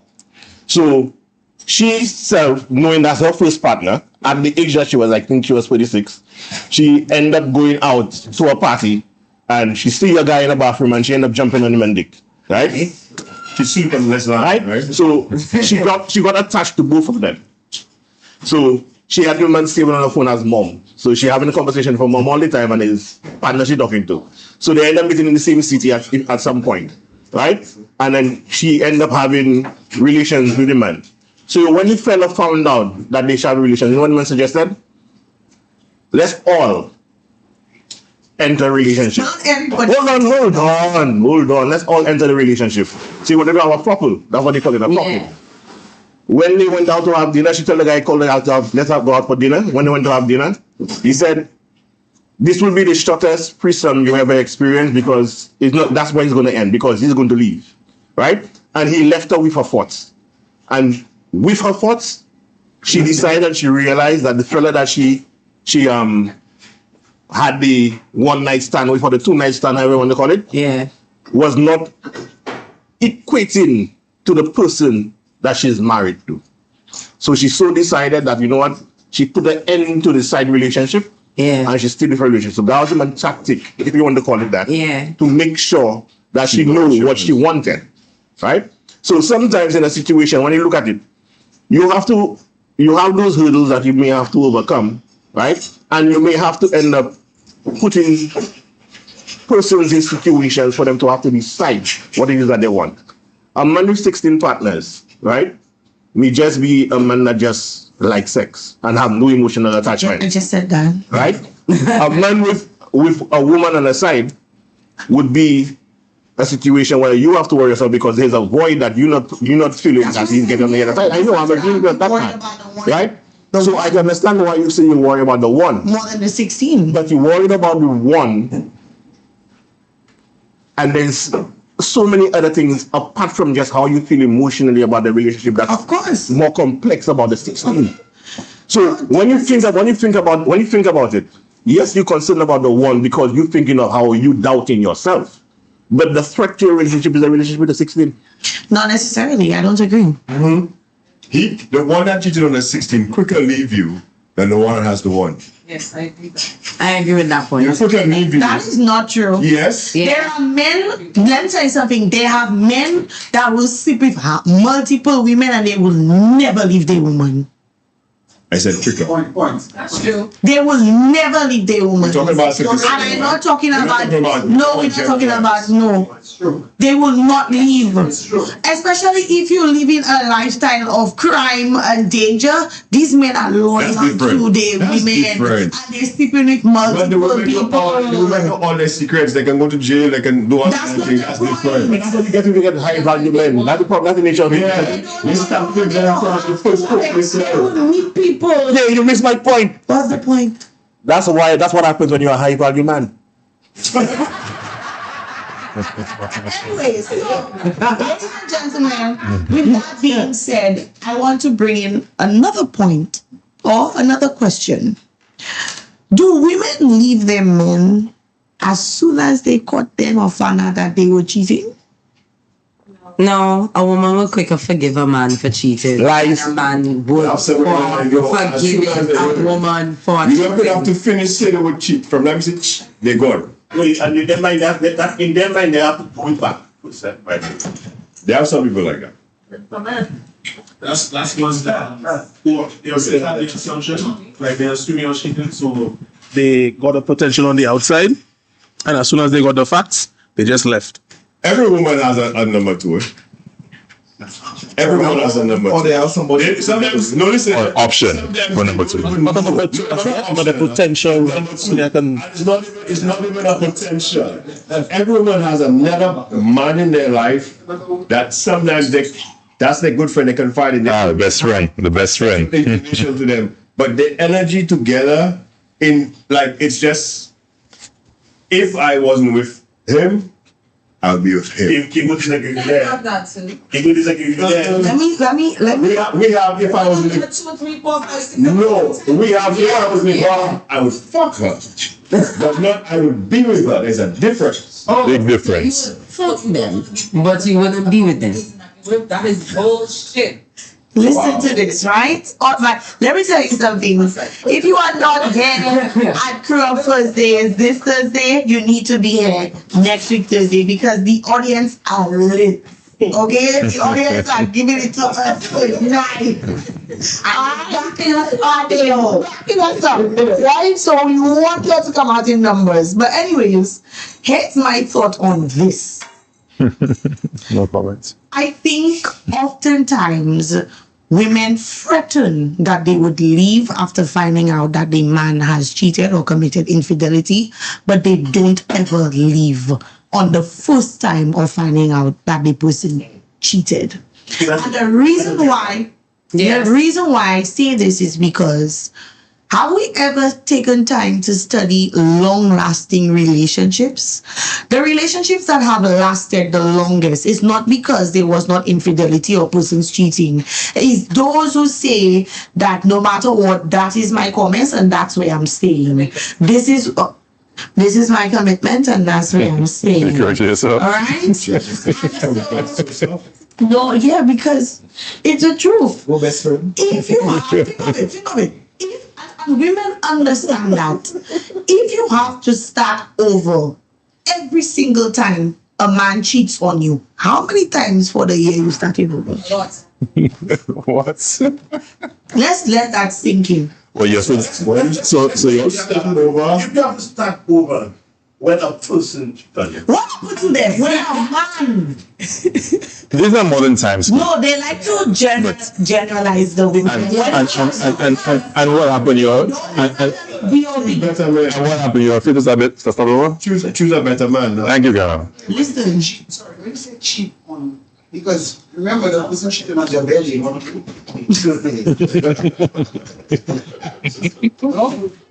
When you say cheat on me, I'm just being not on the belly.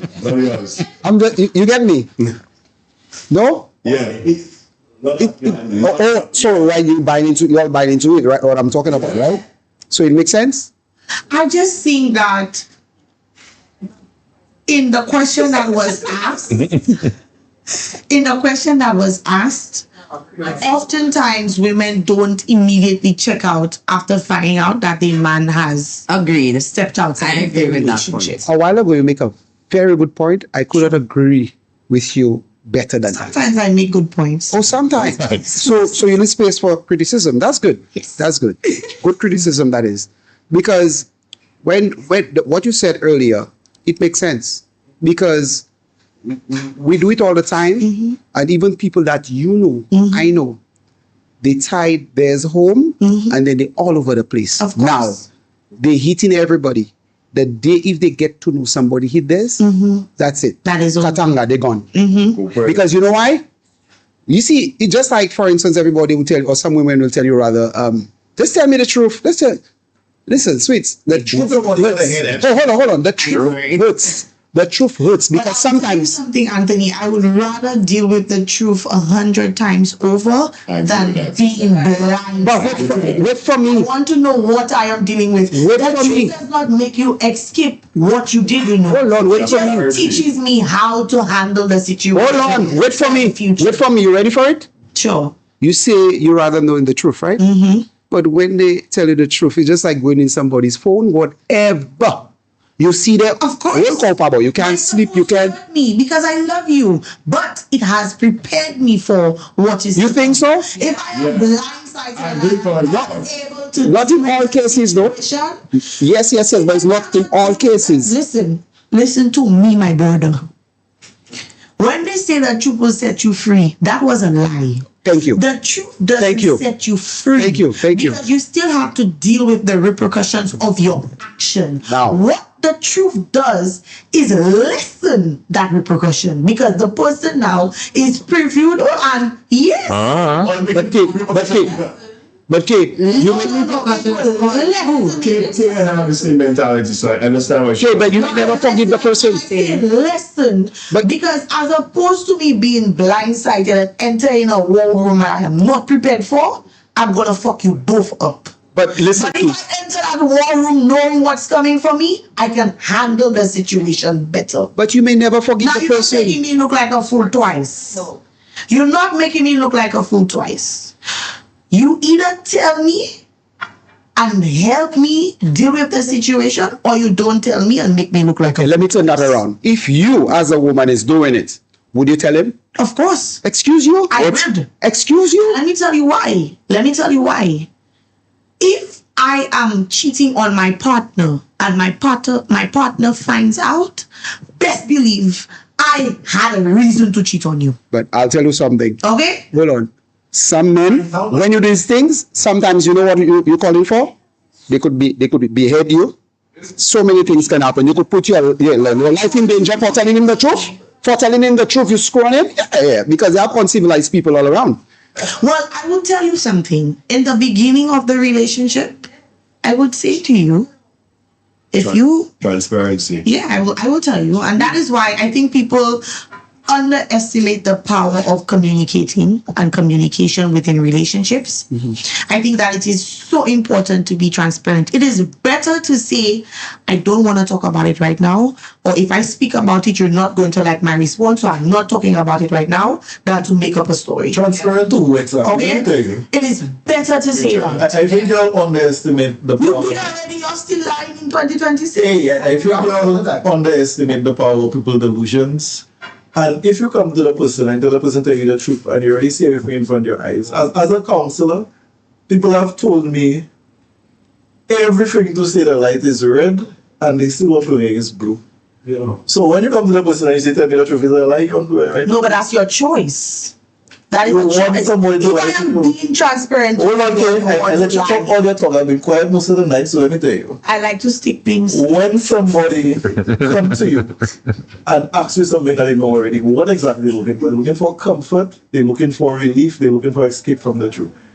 I know fellas that they know the woman cheated on them, women they know the man cheating on them, but they just want to go back to that safe space. They want to take the blue pill, they don't want the red pill. They don't want that uncomfortable truth. Now, me, I'm somebody, if I see you doing that, I don't have nothing to tell you. What do you think? They come and tell me they see you, they describe the person to me, I say, yeah, that's not the person. Never, I wasn't taken out, so she won't go, she won't go. A lot of people cannot deal in that separation. And they like to personalize what somebody do as a problem in them. I personally don't have that problem. And when it comes to, they say all men not emotional, or they can just screw men. I like to think I'm a, what you call it, demisexual. I have to have some kind of emotional attachment to somebody to sleep with them. Even though somebody will sleep with them, that's not true. You know, you cannot be demisexual, because that means if you're attracted to a man who's with a man, that's what demisexual is. A demisexual means they don't look at gender. No. Demisexual. That's pansexual. That's pansexual. Let's Google it. Let's get does not look at the gender, they look at the bond. So it doesn't matter what gender they form that bond with. You said that so confidently. But I'm telling you. No. Hey. Being demisexual means a person only experiences sexual attraction to someone after they have formed a strong, meaningful emotional bond with them. So that means that person could be man or woman. That's what I'm saying. No, look at that person could be man or woman. Let's see. Thank you. Okay, hold on, Let me. But it has to be but it has to be general. Because there are other people out there. Okay, hold on. Because you're missing something. Hold on. Missing the point. Listen, Key. There's sapiosexual, there's demisexual. It's not in the same class. Hold on. It's not in the same class as pansexual and thing. It's not in the same thing. Sapiosexuals are persons who have to have they are intellectually attracted to people. So as a strict pansexual generally refers to someone who identifies, and let me finish it first, as heterosexual romantically, but pansexual or vice versa, or it describes a pansexual person in an opposite sex relationship who gets incorrectly assumed to be straight. It embraces all gender attraction while acknowledging a romantic partner preference. So pansexual is what you were saying. Yeah. Is a demisexual bisexual, if that makes sense. So Karina is correct. No, Karina, you mixing up the things. Hold on. Listen to me. Let me finish. If you attracted to whoever you form that's not what it is. it doesn't matter I'm what trying to tell you, is. the classification of demisexual and sapiosexual is not the same classification as pansexual and heterosexual. It's not the same thing. Anyhow, let's not trip over semantics. My bigger point is everybody who haven't sex with somebody else, they have something in them that you like. That's kind of how it works. No, I don't fuck around with men. I don't like me sit down behind me too. Everybody knows that. Okay, so what do the men who stay in relationships 9, 10, 15 years, they break up and they meet somebody for 3 months and they get married so fast? Was meant to be. Why don't these things happen? Anybody on the panel? If it was meant to be, why you waste the woman's time? I'm speaking my language, Dread. 6 years of she life. So why you said it for 6 years and you ain't checking any making sense? Exactly. No, because she invested the first 3 years into you and your relationship, and then they didn't, and she waited 3 more years to see if you were gonna pop the question, and you never did. And then she gave you an ultimatum. Maybe she was she knew what I didn't like. Now, let's put it right there. She gave you an ultimatum, and that